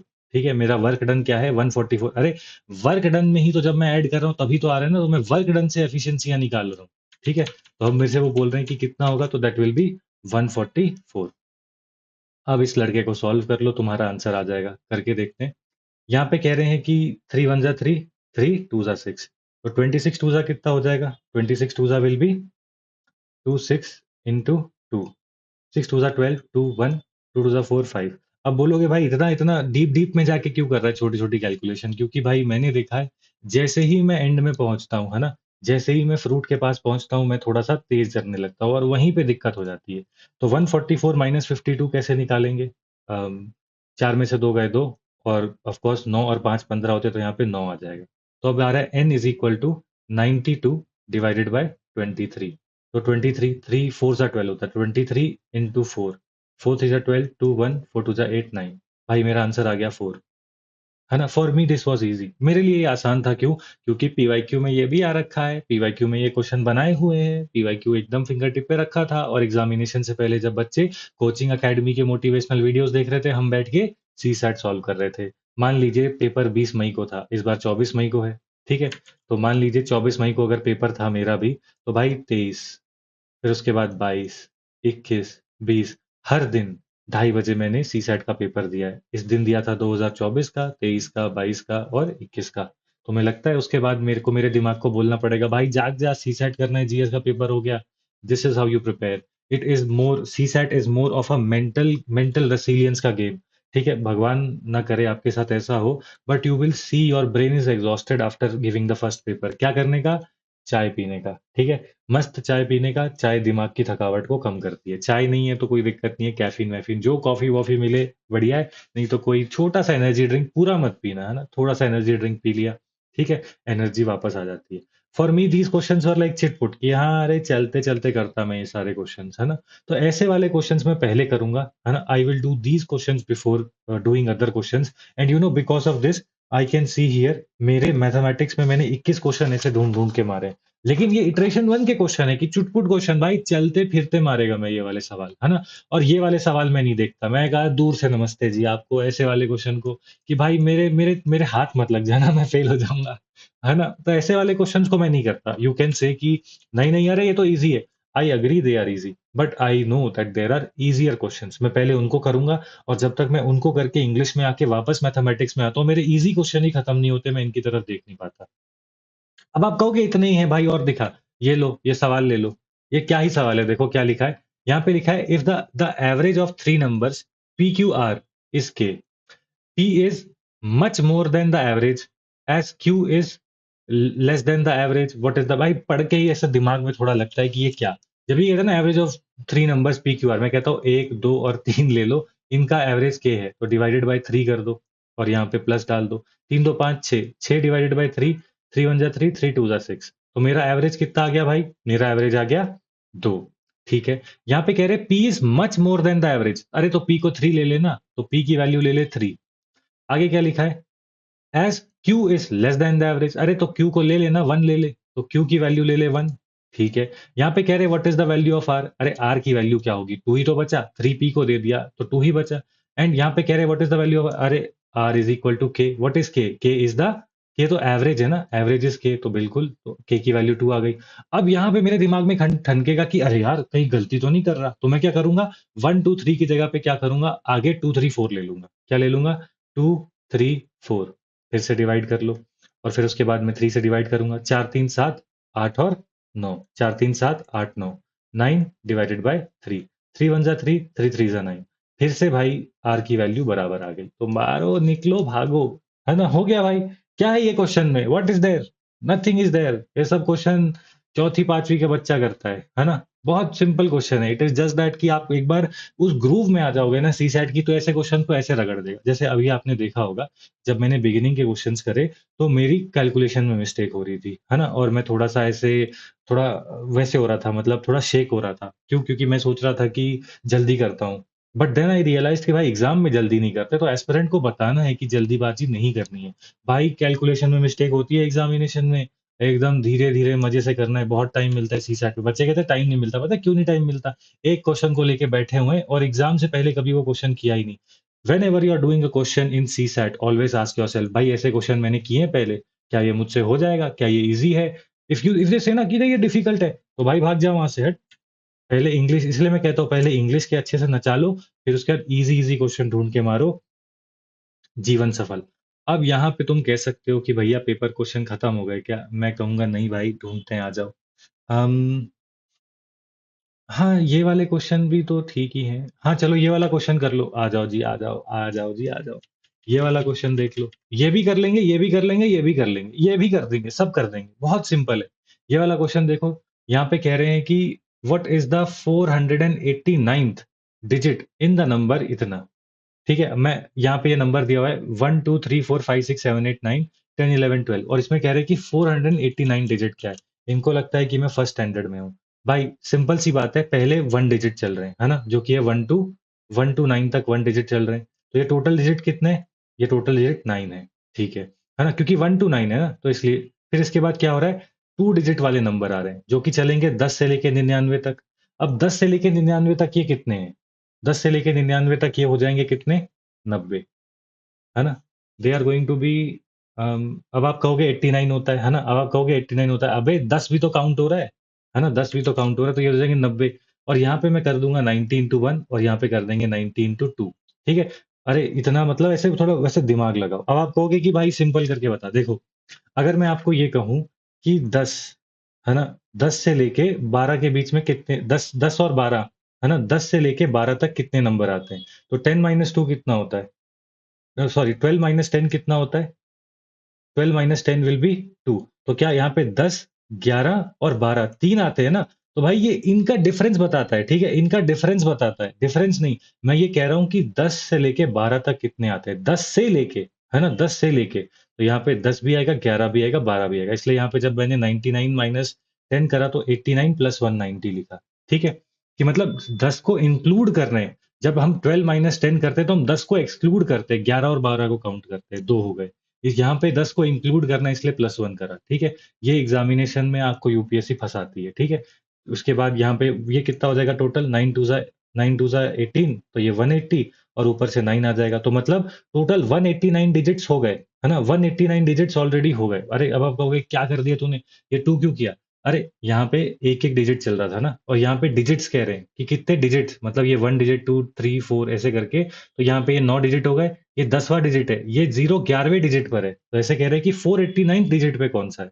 तो 189 का अपना काम सेट है, 489 दिया है, तो मतलब 300 तक और जाना है। अब भाई इसके बाद तीन डिजिट स्टार्ट हो जाएंगे, जो कि 100 से चलेंगे, एंड 100 से लेके, मतलब 100 से लेके मैं 199 तक चलता हूँ, तो 100 से लेके 199 तक कितने नंबर हो जाएंगे? 200 नंबर हो जाएंगे। कितने हो जाएंगे? 200, 200 नंबर हो जाएंगे। 200 नहीं हो जाएंगे, अबे 100 नंबर हो जाएंगे, है ना, 100 नंबर हो जाएंगे। ठीक है, सेम सेम लॉजिक कि मतलब 199 - 100 करेगा तो 99 +1 करना पड़ेगा, क्यों? क्योंकि मैं 100 को भी काउंट कर रहा हूँ, है ना। तो 100 into 3, 100 into 3 कितना होता है? 300। अब 300 + 189 कितना होगा? 149। मतलब जो लास्ट डिजिट है वो 199 है। यहाँ पे क्या पूछा है? यहाँ पे कह रहे हैं कि 489th डिजिट कौन सा है? तो 489, तो ये हो जाएगा 487, ये हो जाएगा 488, एंड 489th डिजिट ये है, तो मेरा आंसर क्या हो जाएगा? 9। अब अगर आपको लग रहा है कि भाई ये बहुत डिफिकल्ट है, मैं कहूंगा सरकार आपने पीवाईक्यूज नहीं करे, यही पूछ रहा है यूपीएससी 2022 23 24 में, यही नचा रहा है ना। और अगर आपको इसमें डिफिकल्टी हो रही है तो भाई जाओ और फुल लेंथ का, मतलब किसी भी कोर्स नहीं लेने का। ठीक है, यूट्यूब पे आपको वीडियोस मिल जाएंगे, प्लेलिस्ट मिल जाएगी, जाके देख लेना नंबर सिस्टम की। मैं आपको बता देता हूँ ना, नंबर सिस्टम देख लेना, परम्यूटेशन एंड कॉम्बिनेशन देख लेना, उनसे सीख के आके अपने में, और फिर मेरे साथ बैठ के वो क्वेश्चंस लगा लेना, तेरा काम डन है। ठीक है, you don't have to do anything, इसके आगे कुछ और करने की जरूरत नहीं है। ठीक है, क्या ही था ये वाले क्वेश्चन में। ठीक है, अब देखो, ये जो एचसीएफ वाला फंडा है ना भाई, मेरा बहुत वीक है, मेरा मारो बहुत वीक है। HCF highest common factor, but इतनी नॉलेज है कि इसमें हाईएस्ट कॉमन फैक्टर निकालना है ना। यहाँ पे कह रहे हैं कि अगर पी जो है वो क्यू क्यू क्यू की फॉर्मेट में, इस भैया 3 डिजिट नंबर, इसका मतलब क्या है? या तो ये 1 1 1 हो सकता है, या तो 2 2 2 हो सकता है, या तो 3 3 3, या फिर 9 9 9 तक हो सकता है, कुछ भी हो सकता है। ठीक है, मतलब ये 1 1 1 ऐसे फॉर्मेट में। What is the HCF of P and 481? ठीक है, तो ये कह रहे हैं कि वो कौन सा ऐसा नंबर है, सबसे बड़ा नंबर, जिससे जो कि 481 को भी डिवाइड कर ले जाएगा, और क्यू को भी डिवाइड कर ले जाएगा। अब आओ भाई, मैं एक काम करूंगा, मैं 481 का फैक्टर निकालता हूँ, 481 को डिवाइड करता हूँ, तो जो भी मेरा आंसर होगा उसको 481 को भी डिवाइड करना और इसको भी करना है, तो मेरा आंसर या तो 1 हो सकता है, या तो 13 या 37 या 481। ठीक है, तो 481 तो 481 को डिवाइड करेगा, तो बड़े नंबर को लेते हैं 37 को। ठीक है, तो अब मैं क्या करूंगा 481 को 37 से डिवाइड करते हैं, 37 वन जा 37, कितना आ जाएगा यहाँ पे? 37 प्लस 3 इज 40 प्लस 8, तो 8 9 10 11, तो ये आ गया 111। अरे कैसी बातें कर रहे हैं आप भाई, ये तो क्वेश्चन ही आसान हो गया, है ना? तो यहाँ पे ये कह रहे हैं कि ये 37 इंटू 111 आ जाएगा। थोड़ा और सॉल्व करके देखते हैं। 37 है ना, तो 7 थ्री जा, तो 37 इंटू 3 कर लेता हूँ। 7 से 21, 1 2 3 से 9, 3 3 से 9 10 11। अरे क्या बात हो गई जी, क्या बात हो गई, है ना? क्या बात है? तो यहाँ पे ये क्या कह रहे हैं कि 37 into 13, 37 37 into 13 is equal to 481। ठीक है, ये मेरा आ गया। तो मतलब 481 का जो हाईएस्ट फैक्टर है वो क्या है? 37 है। ठीक है, अब मुझे बस इतना देख लेना है, क्या क्यू क्यू क्यू को, क्या क्यू क्यू क्यू को 37 डिवाइड करता है या 13 डिवाइड करता है? भाई मैं ये कहूंगा कि भाई भगवान ने तुझे कुछ दिया हो या ना दिया हो, तेरे को बुद्धि तो दी है ना। मान ले कि भाई ये 111 है, ठीक है। अगर ये 222 है तो तू क्या लिख सकता है इसको? 2 इंटू 111 नहीं लिख सकता। अगर मान लीजिए 333 है, तो क्या उसे 3 इंटू 111 नहीं लिख सकता? इसका मतलब 37 will always divide Q Q Q Q Q. तो इसका मतलब 37 हाईएस्ट फैक्टर है 481 का भी, और वो क्यू क्यू क्यू का भी है ना? तो इसका आंसर क्या हो जाएगा? 37। ये सब पीवाईक्यू में यूपीएससी ने पूछ रखा है। अब आप कहोगे इतना पीवाईक्यू भाई, मैं कह रहा हूँ भाई, मैं पढ़ाना छोड़ दूंगा, चैनल बंद कर दूंगा अगर ये सब पीवाईक्यू में नहीं। ठीक है, ये सब यूपीएससी ने पीवाईक्यू से ही निकाला है। ठीक है, अगर आपने पिछले 3 साल के पीवाईक्यू किए होते, आपको आसान लगता। बहुत सारे बच्चों ने कहा कि 2025 का सी सेट का पेपर अनफेयर था। मैं कहूंगा 23 का भी अनफेयर था, 24 का भी अनफेयर था। ठीक है, क्यों? क्योंकि मतलब 24 का भी, 23 दोनों का अनफेयर था, क्योंकि यूपीएससी ने 23-24 के ही पैटर्न के ऊपर 25 का पूछा था। और ये एस्पिरेंट बुद्धू की तरह क्या कर रहे हैं, 2016 से लेके 2020-21 में नंबर लेकर आ रहे हैं, कोचिंग के फालतू के सी सेट के पेपर लगा रहे हैं। भाई मेरे सी सेट में कोचिंग में 66 आए थे, है ना? मैंने एग्जाम में दिया, मेरे 95 कुछ आए थे 2024 में, है ना? फालतू में कोचिंग के नहीं लगाते भाई। मैं मतलब कोचिंग का नाम नहीं ले रहा, जो कोचिंग तेरे दिमाग में आ रही है मैंने दिया है उसका पेपर। सबसे बढ़िया पीवाईक्यू है, क्योंकि यूपीएससी पूरा एकदम बैलेंस करके चलाती है। ठीक है, ऐसे ही भाई ये वाला सवाल देख ले, ये वाला सवाल देख ले। If n is a natural number, then what is the number of distinct remainders of 1 power n plus 2 power n where when divided by 4। यहाँ पे कह रहे हैं कि 1 power n and 2 power n को जब मैं 4 से डिवाइड करूंगा तो क्या रिमाइंडर आएगा? ठीक है, अब यहाँ पे बच्चे जो गलती करते हैं मैं आपको वो बताता हूँ। अगर ये क्वेश्चन नंबर कितना है? This is question number 66। चलो ठीक है, बाद में दिखा दूंगा। मैंने अपनी आंसर शीट में, जो मैंने शीट लेकर गया था ये वाले एग्जाम से पहले, उसमें लिखा है कि देख ले लाला, कि नेचुरल नंबर दिया है, इंटीजर दिया है या होल नंबर दिया है। अब आधे बच्चों को तो यही डाउट होगा कि भाई इसमें डिफरेंस क्या है। इंटीजर का मतलब ये है कि भाई उसकी वैल्यू माइनस इन्फिनिटी से लेके प्लस इन्फिनिटी तक जा सकती है। होल नंबर का मतलब 0 1 2 3। नेचुरल नंबर का मतलब 1 2 3, तो जीरो नहीं आता उसमें।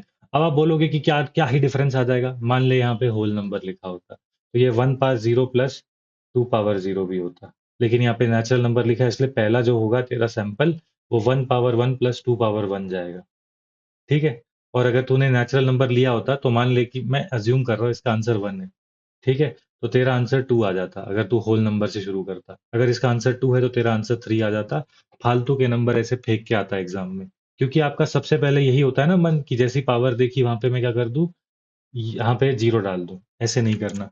क्या लिखा है यहाँ पे? नेचुरल नंबर लिखा है, तो नेचुरल में ही खेलना है। ठीक है, नेचुरल नंबर लिखा है मतलब 1 से लेके इन्फिनिटी, मतलब 1 2 3 4 5, इतने भी देख लिए, ठीक है। तो यहाँ पे कह रहे हैं कि कुछ भी डालो 1 की तो 1 ही आएगी, है ना? तो मैं क्या करूंगा, मैं इसको लिख सकता हूँ 2 पावर n प्लस 1, है ना? क्योंकि 1 power 5 is also 1, 1 power infinity is also 1, है ना? तो मैं क्या लिखूंगा इसको, मैं लिखूंगा 2 power 1, 2 power 2, 2 power 3, 2 power 4, 2 power 5। अब मुझे पता है कि इसका आंसर क्या होगा, 2 4 8 16 32 64 128।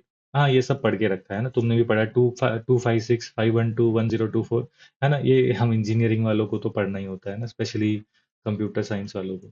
चलिए, तो ये आ गया मेरा। इसमें क्या करना है, एक ऐड करना है, एक ऐड करना है, एक ऐड करना है, एक ऐड करना है। मान लीजिए ये 3 हो गया, 4 से डिवाइड करोगे तो रिमाइंडर 3 ही आएगा, है ना? यहाँ पे देखो, ये तो पूरा पूरा ही डिवाइड हो जा रहा है। 4 1 जा 4, 4 2 जा 8, 4 4 जा 16, 4 8 जा 32, तो रिमाइंडर हमेशा यहाँ पे क्या आएगा, 1 आएगा। तो दो ही रिमाइंडर बन रहे हैं जो कि है 3 और 1, है ना? और आगे भी चलेगा तो यही आ रहा है ना, वैसे अभी 64 भी आ जाएगा, तो ये भी 4 के टेबल से डिवाइड होता है। तो इसका मतलब क्या है कि इसका आंसर इसके 2 ही आएंगे, जो कि होगा 3 एंड 1। काम खत्म, ऐसा हजम। लेकिन अगर तूने गलती कर दी होती लाला, और तूने 1 पावर 0 प्लस 2 पावर 0 कर लिया होता, तो ये कितना हो जाएगा? 2 power 0 is 1 and 1 power 1 is 1, तो ये कितना हो जाएगा? 2। तो तू कहेगा कि भाई इसका क्या आ जाएगा? 2, 3 एंड 1। लाला तू मारता है इसका डेल्टा और वो गलत हो जाता। तो ये है पावर नेचुरल नंबर की। तो यूपीएससी आपको नेचुरल नंबर होल नंबर में कंफ्यूज करेगी, कंफ्यूज नहीं होना। बच्चे इसलिए फेल नहीं होते क्योंकि वो कम क्वेश्चन अटेम्प्ट करते हैं, इसलिए फेल होते हैं क्योंकि आते क्वेश्चन गलत कर देता है, या तो तुक्केबाजी, तुक्केबाजी उनको ले डूबती है। ठीक है, चलिए यहाँ पे 3 क्वेश्चन कर दिए हमने। अब तो मतलब मुझे लगता है वी हैव क्रॉस दैट 15-16 का रेंज, है ना? चलिए बढ़िया है ना? और ये तो अब हम एंड में आ ही गए। बाकी ये छोटे छोटे क्वेश्चन है, चुटपुट चुटपुट। I am sure that you will be able to do that. ठीक है, ये सब में ये मेरी इटरेशन, ये कौन सी मेरी इटरेशन है? This is my, I would say कि लार्जली इटरेशन 1, जो कि मैं आधे घंटे के लिए करता हूँ। एंड इसमें जो लास्ट की इटरेशन होती है, जो मैं इजी क्वेश्चन ढूंढ के मारता हूँ, वो भी मारता हूँ। भाई जब मैंने 2025 का पेपर दिया था, मुझे ऐसे कम से कम 25 क्वेश्चन मिले थे जो आसान थे। मैं 21 ही कर पाया क्योंकि मैं भी भगवान नहीं हूँ। एग्जाम में मेरे को भी स्ट्रेस होता है, मेरे भी हाथ कांपते हैं, मेरा भी गला सूखता है, डर मेरे को भी लगता है ना? तो that is why I was able to attempt 21 questions, and in these 21 questions I marked 3 questions wrong. ठीक है, मैंने 3 क्वेश्चन गलत करे और एक्यूरेसी से एग्जाम को निकाला। एंड मैंने जब घर आके अलग अलग कोचिंग से देखा, तो my score was coming from 90 to 95, क्योंकि मैं चिल हो गया था कि हाँ मतलब अपना सी सेट हो रहा है। पहले 1.5 घंटे के बाद मुझे पता था कि मेरा सी सेट हो रहा है। क्यों? Because English I found it very easy. Maths के मैंने 10-12 क्वेश्चन बना लिए थे, और फिर उसके बाद इंग्लिश के डिफिकल्ट मारे, मैथ्स के कुछ क्वेश्चन मारे, and after that I was like कि हाँ मेरा हो गया। एंड दैट डे नो, मतलब इट वाज लाइक ना कि एवरीथिंग वाज अगेंस्ट मी। मतलब उस दिन मैंने सी सेट, मतलब ऐसा होता है ना कि कभी कभी दिन खराब होता है आदमी का, तो उस दिन मेरा दिन खराब था। माई मासी एक्सपायर्ड। ठीक है, तो मैं जा नहीं पाया। फिर उसके बाद मेरी जो मम्मी है, पापा है, जो कि मेरी स्ट्रेंथ है, तो वो दोनों के दोनों चले गए। अब मैं भाई यहाँ पे अकेला हूँ, ना खाने का कोई अता पता है, ना ही उठाने का कोई अता पता है। रात को मैं यही नहीं इसलिए नहीं सो पा रहा हूँ कि भाई मैं सुबह उठा नहीं तो। और पूरी रात ऐसी निकल गई मेरी। एंड स्टिल आई, एंड फिर उसके बाद क्या कहते हैं, मैं एग्जामिनेशन हॉल में गया भाई, मेरे को आई एम यॉर्निंग, मेरे को नींद आ रही है। ठीक है, मेरे को नींद आ रही है। एंड मैं सिंपल सिंपल कैलकुलेशन, मान लो कि मैं ऐसे कर रहा हूँ, 6 इंटू 3 मैं 12 लिख दे रहा हूँ। ये हो रहा है मेरे साथ। And then I was like लाला तू तो गया। फिर उसके बाद आई वाज लाइक कि भाई अब यहाँ पे थोड़ा, फिर उसके बाद मैंने अपने आप को 1 मिनट के लिए ब्रेक दिया। फिर उसके बाद थोड़ी सी ब्रीथिंग एक्सरसाइज करी, मतलब ऐसी, मतलब डीप ब्रीथिंग करी, पानी पिया। And then I was like भाई I can kill this paper even if I don't sleep for 48 hours. And फिर मैंने अपने आप से कहा कि इजी इजी क्वेश्चन निकाल के मार। एंड फिर उसके बाद 1.5 घंटे में अपने को पता था कि एग्जाम हो रहा है। फिर मैं थोड़ा सा रिलैक्स हो गया और धीरे धीरे मैथ्स के क्वेश्चन सॉल्व करने लगा, प्यार प्यार से, ऐसे कि मैथ्स मेरी वीक है, मतलब मैथ्स मेरी उस समय पे हार चुकी है। तो 23 इंटू 3, 3 3 ज़ा 9, 3 2 ज़ा 6, ऐसे करने लग गया लास्ट में जाके, क्योंकि अपने को पता है ना अपना हो गया। तो अब मेरे को अपनी एक्यूरेसी को बढ़ाना है। तो दिस वाज द पावर, और this was the strength of my strategy, that even on my most difficult day I was able to get decent score, है ना? Even on the most difficult days I was able to get a decent score. ठीक है, चलिए। तो बस यही है भाई कि मतलब अब जैसे ये वाले ऐसे बड़े बड़े क्वेश्चंस होते हैं, of course you can do these questions, there is no harm, there is no harm, you can do these questions, read them, do them, है ना? बट मैं ये कह रहा हूँ ना कि भाई तुझे धीरे धीरे क्या करना होगा ना, तुझे प्रीवियस ईयर क्वेश्चंस को देखना है, और तुझे जानना है कि कैसे टाइप के क्वेश्चंस आते हैं जिसमें कि मेरे को क्या मिलती है, मेरे को एडवांटेज मिलती है। ठीक है, मेरे को कैसे टाइप के क्वेश्चंस में एडवांटेज मिलती है। I hope you understood. अब ये हो गया मैथ्स का। ठीक है, अब मैं थोड़ा सा आपको इंग्लिश का भी दिखाता हूँ। और इंग्लिश का दिखाने से पहले मैं वापस आपको लेके चलता हूँ जो शीट मैंने अपने एग्जामिनेशन हॉल में घुसने से पहले पढ़ी थी। देखो यहाँ पे मैंने कुछ वो लिखे हुए हैं। मैंने क्या लिखे हुए हैं यहाँ पे, ये देखो, कॉजन वर्ड्स, बिकॉज कॉजन वर्ड्स, यूपीएससी जो है वो अगर एटलीस्ट 4 लिखती है ना? जैसे कि वो यूपीएससी अगर आपसे कहे कि ऐसे 10 लोग हैं, ठीक है, मान लो 10 लोग हैं, टोटल 10 लोग हैं, एटलीस्ट मतलब आपको क्या करना है, एटलीस्ट 4 पीपल आपको सेलेक्ट करने हैं। अरे तो तू 4 भी सेलेक्ट कर सकता है, 5 भी सेलेक्ट कर सकता है, 6 भी सेलेक्ट कर सकता है, 7 भी कर सकता है, 8 भी कर सकता है और 9 भी कर सकता है और 10 के 10 भी सेलेक्ट कर सकता है। यूपीएससी कहती है एट मोस्ट 4 सेलेक्ट करने, इसका मतलब क्या है, आइदर यू कैन सेलेक्ट 1, 2, 3 या 4। ठीक है? होल नंबर अगर यूपीएससी ने दिया है तो 0 टू इंफिनिटी तक नचा दो, और फिर नेचुरल नंबर दिया है तो 1 टू इंफिनिटी। अगर यूपीएससी ने इंटीजर की बात करी है, मैं आपको सिंपल एग्जांपल देता हूँ। यूपीएससी आपसे ये कहती है कि बताओ वो कौन से ऐसे इंटीजर हैं, ठीक है, वो कौन से ऐसे मतलब कैसे बताऊं, हाँ ये अच्छा है। यूपीएससी आपसे कहती है कि बताओ वो सम ऑफ नेचुरल नंबर क्या है। अ, हाँ, वो मुझे आप ऐसे इंटीजर्स बताओ जिनका जो सम होता है वो जीरो आता है। 3 इंटीजर्स बताओ जिनका सम जीरो होता है। तो आप कहोगे कि भाई 1 2 3 इसका सम जीरो कैसे हो सकता है? अरे -1 प्लस जीरो प्लस 1 इसका सम क्या होता है? जीरो ही तो होता है। इन the same way -2 plus zero plus two इसका सम क्या होता है? जीरो होता है ना? I hope you understood. लेकिन मैं अगर होल नंबर कह दूं तो ये वाली बात सेट नहीं बैठती, है ना? अब आप कहोगे और कुछ बताओ मस्त। ये देखो भाई, यूपीएससी अगर आपसे कहे कि ऐसा नंबर बताओ, है ना, ऐसा ऐसा नंबर बताओ, है ना, ऐसा नंबर बताओ जिसकी मल्टीप्लीकेशन, ऐसे मतलब एक सेट बताओ, गिव मी अ सेट जिसकी give me a set of integer जिसका सम और मल्टीप्लिकेशन बराबर है। 1 प्लस 2 प्लस 3 कितना होता है? 6 होता है। इन द सेम वे अगर आप करोगे, मान लो कि 1 मतलब 1 into 2 into 3, this will be also be equal to 6। ठीक है, तो ये एक सेट हो गया। इन द सेम वे क्या मैं इसका कर सकता हूँ? एक बार मैं करके देखता हूँ, -1 प्लस जीरो -1, तो इसका कितना हो जाएगा? जीरो। ठीक है, करेक्ट ना? अगर मतलब मैं सम करता हूँ तो -1 plus zero plus one, zero हो गया। फिर इसके बाद इसका मल्टीप्लीकेशन कर, -1 इंटू जीरो इंटू वन, ये भी जीरो हो गया। अगर उन्होंने कहा होता नेचुरल नंबर तो एक ही फंडा बैठता। जैसे ही उन्होंने इंटीजर कह दिया तो दो दो आ गए, है ना? जैसे उन्होंने इंटीजर कहा तो दो आ गए या इससे ज्यादा आ गए। तो इतना नाटक हो जाता है कि वहां पे होल नंबर लिखा है, नेचुरल नंबर लिखा है या इंटीजर लिखा है। तो प्लीज इस पे ध्यान दीजिए जब आप क्वेश्चन सॉल्व कर रहे हैं। होल नंबर दिया है, नेचुरल नंबर दिया है, इंटीजर दिया है, आते आते क्वेश्चन गलत हो जाते हैं इनकी वजह से।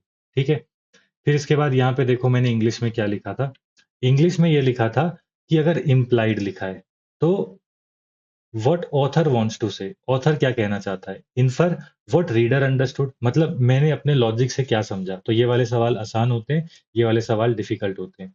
इम्प्लीकेशन, जब भी वो कहेंगे कि इसका इम्प्लीकेशन क्या है तो इसका मतलब क्या है कि एक प्रॉब्लम दी हुई है, आपको उसका सॉल्यूशन ढूंढना है। कि स्टेटमेंट में जहां पे प्रॉब्लम सॉल्यूशन या फिर सॉल्यूशन दिया होगा वो आंसर होगा। ठीक है, चलिए, और यहाँ पे ईच वर्ड लिखा है तो भाई पढ़ ले क्वेश्चन, जैसे मैं आपको दिखाता हूँ। अगर कुछ मिलेगा तो यहाँ पे तो सेंट्रल आइडिया पूछा हुआ है, अजम्पशन, क्रक्स। फिर इसके बाद if I find it I will show it to you, और एल्स मैं पुराना कोई क्वेश्चन निकाल लाऊंगा, क्वेश्चन पेपर निकाल लाऊंगा 24 का, उसमें तो होगा ही। यहाँ पे देखो, which reflect the corollary of the above passage, ऊपर क्रक्स करके लिखा हुआ था, है ना? ये बहुत ज्यादा चेंज कर देते हैं जो भी। यहाँ पे देखो क्या लिखा है, यहाँ पे लिखा है which reflect the most logical and rational message. तो इसका मतलब क्या है कि तेरे को वो बताना है जो कि चीज, जो वो आंसर होगा जो कि लॉजिकल भी होगा। यहाँ पे देखो क्या लिखा है, we need to free the handloom industry from the limited narrative linked to preserving cultural heritage. Is it logical? It is logical. Continued state support to the handloom industry ensures preservation of some of our glorious art and old tradition। तो भाई ऐसी चीजें नहीं होती। You यहाँ पे ये लोग कह रहे हैं कि आपको अगर हैंडलूम इंडस्ट्री को करना है, अगर आपको हैंडलूम इंडस्ट्री को बचाना है तो आपको स्टेट सपोर्ट देनी पड़ेगी, अगर हेरिटेज को बचाना है। तो यूपीएससी यही करती है कि इसे ही यूपीएससी ने एक बार क्वेश्चन बनाया था, वहां पे लिखा था environmental protection is the sole responsibility of the state. तो ऐसे यूजुअली स्टेटमेंट गलत होते हैं। ठीक है, आगे देखते हैं। The household units of the handloom sector should be modernised and made economically viable organised industry. Make sense. आगे लिखा है handloom products needs to be converted to machine made designer products so as to make them more popular. अरे क्या बात, कैसी बातें कर रहे हैं आप? नहीं ना, मतलब मैं आपको बस अपना एक लॉजिक समझा रहा हूँ, मुझे आंसर नहीं पता। आई am just putting my logic. अरे हैंडलूम है, ठीक है, हैंडलूम है, ये मेरी हेरिटेज है। यहाँ पे लिखा है ना कि यहाँ पे ओल्ड ट्रेडिशन है, ये मेरी हेरिटेज है, राइट? ये मेरी हेरिटेज है, ये मेरी हेरिटेज है, तो अगर मैं इसको इसमें डाल दूंगा, अगर मैं इसको इसमें मशीन डाल दूंगा तो मेरी हेरिटेज चली जाएगी। And if you see 2 and 3, मतलब अगर आप सी और डी को देखोगे तो ए इसको इनकम्पास कर रहा है। देखो क्या लिखा है, we need to free the handloom industry from the limited narrative linked to preserving cultural heritage. इसका मतलब क्या है कि हैंडलूम इंडस्ट्री को कल्चरल हेरिटेज से बियॉन्ड जाके इसको एक इकोनॉमिक भी हमको देखना चाहिए कि एक इकोनॉमिक पोटेंशियल भी इसका कितना है। बस ये नहीं कि भारत का तो इतिहास है कालीन बनाने का। अब यहाँ पे भी देखो वही लिखा है, handloom house hold handloom unit should be modernised, है ना। यहाँ पे देख रहे हो एक छोटे से यूनिट ऑफ हैंडलूम्स की बात हो रही है और यहाँ पे पूरी हैंडलूम इंडस्ट्री की बात हो रही है। मतलब C is already encompassed in A is more broad, A is more broad. तो मैं सी को नहीं मारूंगा, मैं डी को नहीं मारूंगा, मैं ए को मारूंगा, क्योंकि ए जो है वो इतना ब्रॉड है कि वो सी और डी की जो राइट एस्पेक्ट्स है उनको भी पकड़ रहा है। समझ रहे हो, तो ये लॉजिकल है। And you will also be able to develop this logic once you start doing the PYQs. ठीक है, मुझे नहीं पता इसका क्या आंसर मारा है मैंने, बट मैं इसको ऐसे देखता। रुको भाई, अभी देख लेते हैं कहाँ गया आंसर शीट। ये रहा। 33 का मैंने आंसर ए मारा है, 33 का मैंने अल्फा मारा है। ठीक है, तो आप देख रहे हो ना भाई, मैं पहले बोल रहा हूँ, जिसने ये नहीं पढ़ा है ना, जिसने ये नहीं पढ़ा वो पक्का टपकेगा। ये पढ़ना है फिर आंसर मारना है। But I am saying just because it was written logic here, है ना।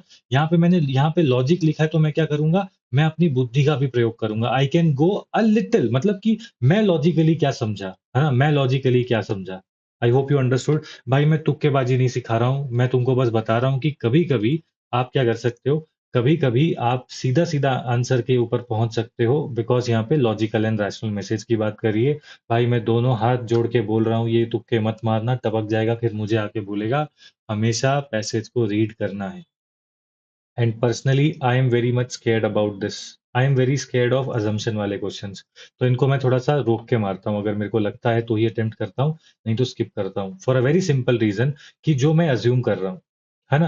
अज्यूम तो आप कुछ भी कर सकते हो। ऐसे मैं अज्यूम करता हूँ कि भाई मैं ठीक पढ़ाता हूँ, तुम अज्यूम कर रहे हो भाई ये तो बेस्ट है ना। हम दोनों की assumption में डिफरेंस आ गया।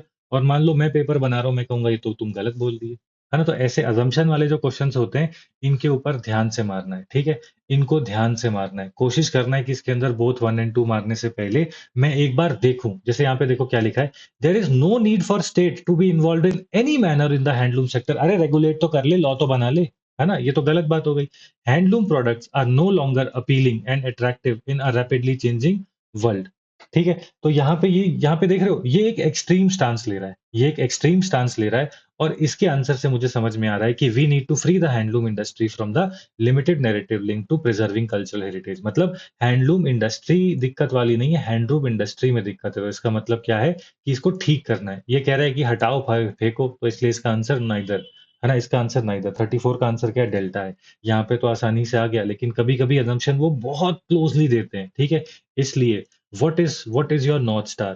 Your north star is the passage। इसलिए पैसेज ऐसे नहीं आता भाई, बहुत टाइम होता है आराम से। ठीक है, आपको क्या करना है, जब भी आप एक पैसेज पढ़ते हो टाइमर लगाओ। ठीक है, जैसे यहाँ पे देखो क्या लिखा है, in our country handlooms are equated with a culture that ensures continuity of tradition. अब यहाँ पे भाई वही इसी को ही काट रहे हैं यहाँ पे। ठीक है, this idea has become a part of public policy framing and provides a legitimate basis for state to support the sector. ठीक है, but the notion of tradition as a single linear entity is being strongly contested today. The narrative dominant in defining the culture or tradition in a particular way are seen to have emerged as the identities and histories of large section।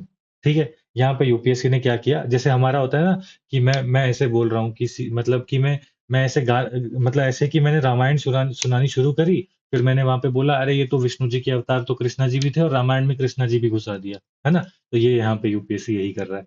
फिर यहाँ पे देखो वापस UPSC वापस आ जाएगा।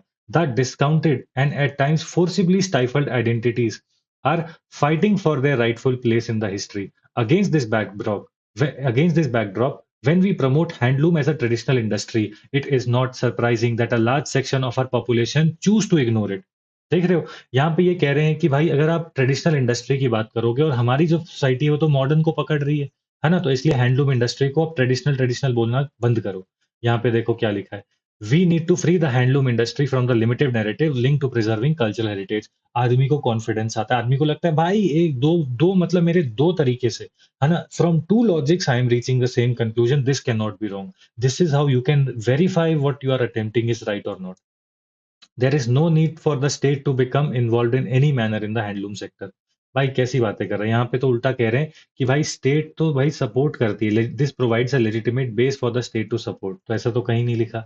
Handloom products are no longer appealing and attractive in a rapidly rapidly changing changing modern world. नहीं, handloom products में दिक्कत नहीं है, इनका सारा ब्रांडिंग ही होता है कि ये ट्रेडिशनल है, तो फिर मॉडर्न आदमी इसको नहीं खरीदता। तो हमको इसकी ब्रांडिंग को चेंज करना है कि इसको मान लो ब्रांड इंडिया बना दिया, तो अब प्राइड आ गई ना कि भाई भारत का पहनेंगे, खादी पहनेंगे, तो ऐसे करके। तो this is also wrong, it is no longer appealing and attractive in the rapidly changing world. नहीं, हैंडलूम प्रोडक्ट्स की बात नहीं है, इनकी जो the nature in which they are branded, that is not appealing.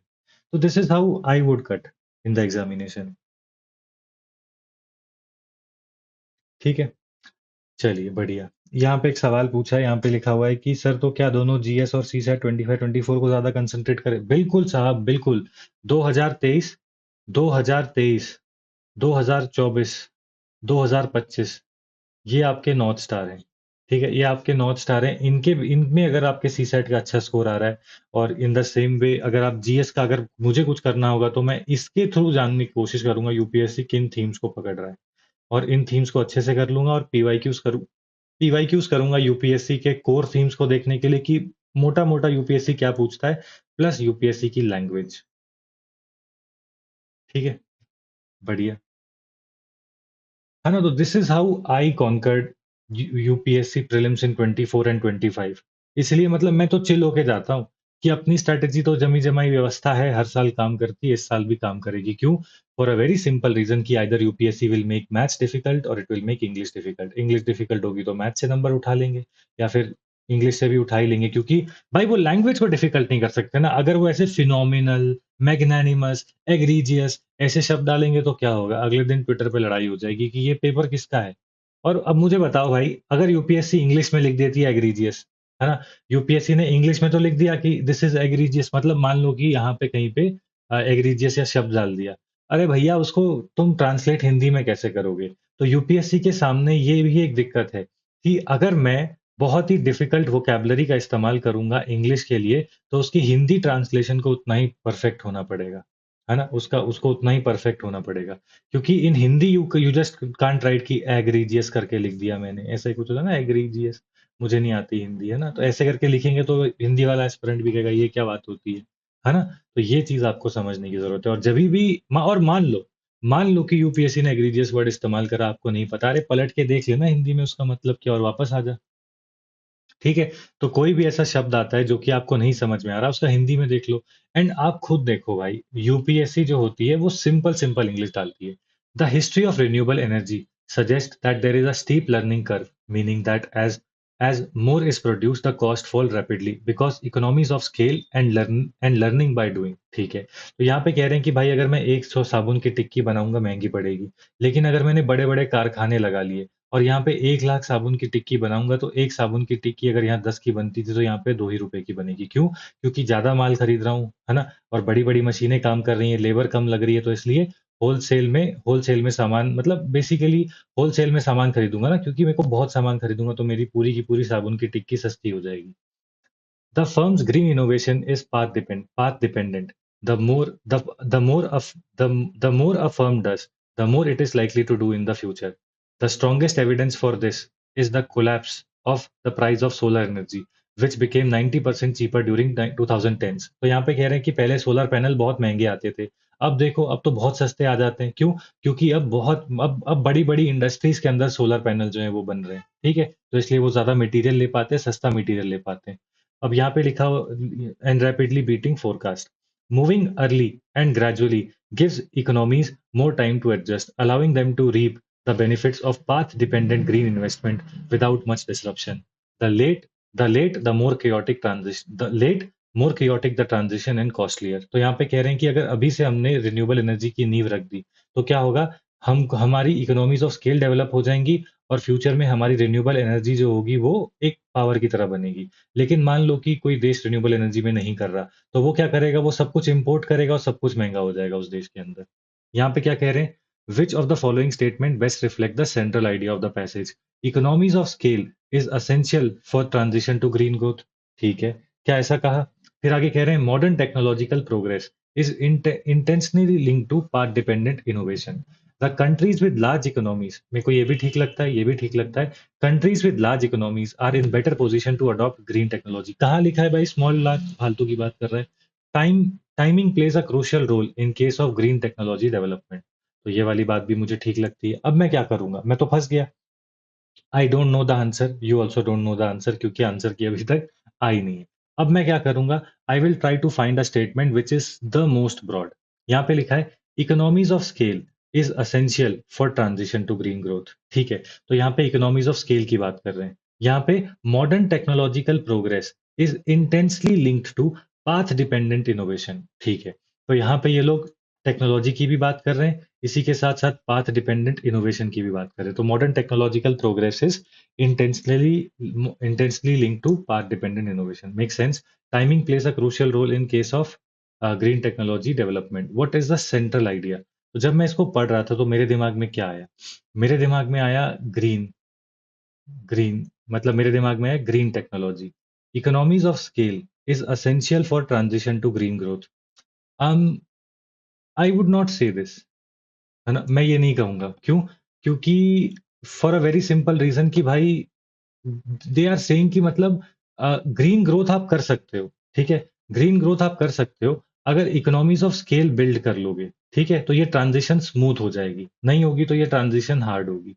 Modern technological progress is intentionally linked to path dependent innovation, और इसके बाद timing plays a crucial role in case of green technology development. तो इन दोनों में I think I would go with this one. ठीक है, this also is attracting me, मैं दो में कंफ्यूज हूँ। Modern technological progress is intensely linked to path dependent innovation. Green growth की बात हो रही है, पूरे के पूरे इसके अंदर ग्रीन ग्रोथ की बात हो रही है। Everything is about green growth. Modern economies of scale is essential for transition to green growth. Modern technological progress is intensely linked to path dependent innovation. I can be wrong, ठीक है, I can be wrong, but I will go with the idea of what I studied और what are my systems. ठीक है, जो मैंने अपने systems बनाए, तो भाई मैं तो इसके साथ जाऊंगा। ठीक है, आ जाएगा 23 का आंसर क्या होता है।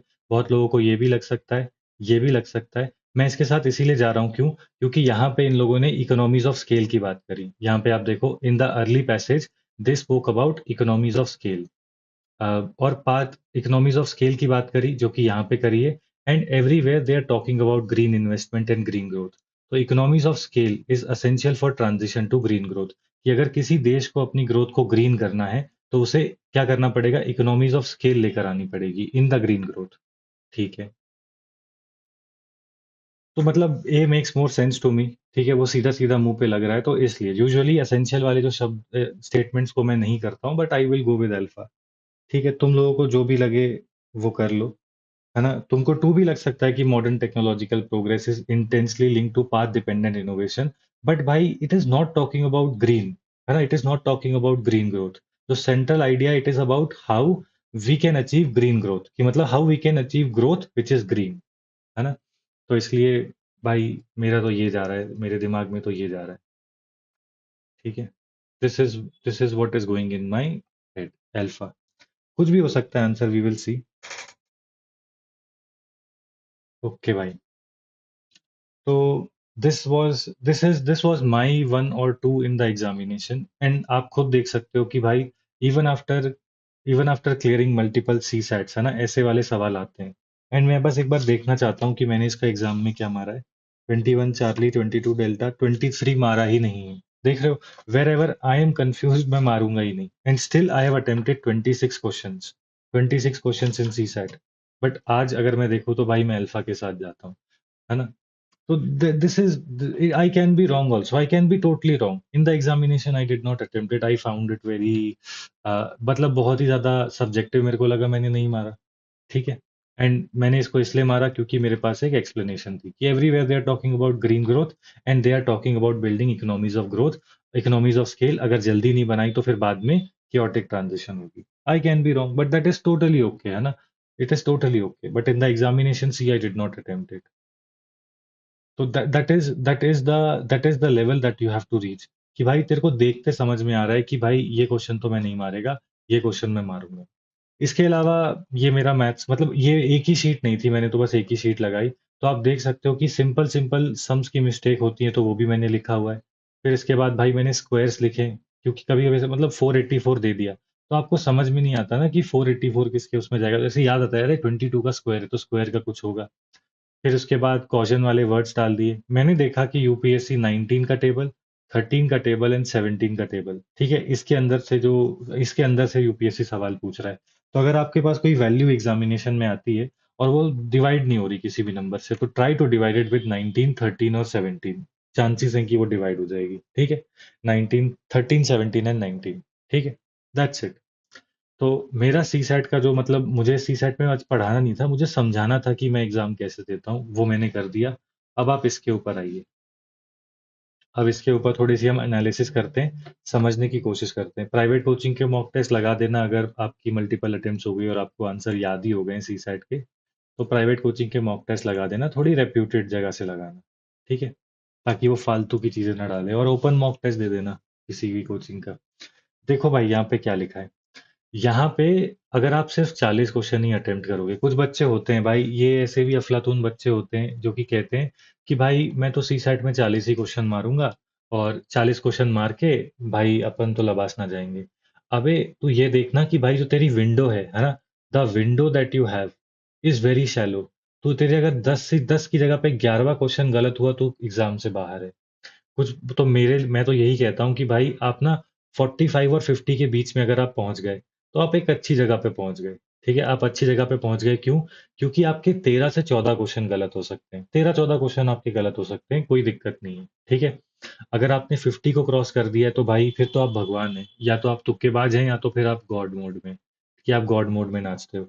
बहुत सारे बच्चे हैं जो कि 55 तक जाते हैं, वो तुक्के मारते हैं। अगर वो मतलब मान लो कि कोई ऐसा है जिसने कि इंग्लिश ऑनर्स या कुछ ऐसा करा है, तो भाई वो भाई और वो बहन तो मारेंगे इंग्लिश के नचा के, है ना। कोई किसी का मैथ्स ही ऑप्शनल है, किसी का मैथ्स ऑप्शनल है, वो तो खींच लेगा। But what I am saying is कि why do you have to be like them? क्योंकि तू चाहे 66.66 लेकर आ, या तू 200 या 150 या 120 लेकर आ, कोई फर्क नहीं पड़ता। दोनों के दोनों का ही क्या कहते हैं, एग्जामिनेशन में लिस्ट में नाम आएगा। कट ऑफ सी सेट से डिटरमाइन नहीं होता, ये बस आपको क्वालिफाई करना होता है। तो इसलिए आई वुड से कि भाई ट्राई टू गो अबव 45, ठीक है, try to go above 45, don't go above 55। अगर आप 55 के बियॉन्ड जा रहे हो तो आप ये वीडियो आपको देखना भी नहीं चाहिए। आप ऑलरेडी बहुत ही डेंजरस लेवल पर हो, एंड बस अब आपको क्या करना है, आपको बस चिल करना है, ठीक है। अपने जीएस पे ध्यान दीजिए, ठीक है। तो मैं तो ये कहूंगा कि 45 टू 55 के बीच में अगर आपके आ जाते हैं तो आप एक बहुत ही कंफर्टेबल पोजीशन में हो, ठीक है। 10 टूवर्ड्स 50, मैं तो ये कहूंगा आपको कि टेंडिंग 50 होना चाहिए, है ना। 50 का टारगेट लेकर चलना है कि 50 मार के आऊंगा, ठीक है। बट 50 के ऊपर आई डोंट नो, मतलब चलेगा, बट मैं तो भाई सिंपल सा आदमी हूँ। मैं तो एक्यूरेसी पे खेलता हूँ, ठीक है, मैं तो एक्यूरेसी पे खेलता हूँ। मैंने इंग्लिश और जो बाकी होता है, मान लो क्वांट कह लो या रीजनिंग कह लो, तो अगर मैं अपनी बात करूँ तो 2025 का मेरे पास यहाँ पे है साहब। इंग्लिश में 26 क्वेश्चन मारे थे, कोचिंग अकेडमीज के हिसाब से मेरे एक, दो, तीन, चार क्वेश्चन गलत हो रहे हैं। चार से चलो पांच भी गलत हो रहे हैं, तो भी मेरे 21 क्वेश्चन सही हैं, और मान लो कि मेरे पांच क्वेश्चन गलत। फिर इसके बाद साहब, अगर मैं इधर आऊँ तो मैंने कितने क्वेश्चन मारे हैं मैथ्स में? 21 क्वेश्चन मारे हैं सर। और ये 21 क्वेश्चन में से मेरे तीन क्वेश्चन मोटे मोटे गलत हो रहे हैं। मैथ्स में तो मैंने कहा ना, मैं मारूंगा ही वो क्वेश्चन जिनके अंदर आंसर एग्जैक्ट आता है। तो तीन क्वेश्चन गलत हो गए आगे पीछे करते करते। तो ये कितने हो गए मेरे? मेरे हो गए ये, एक सेकेंड।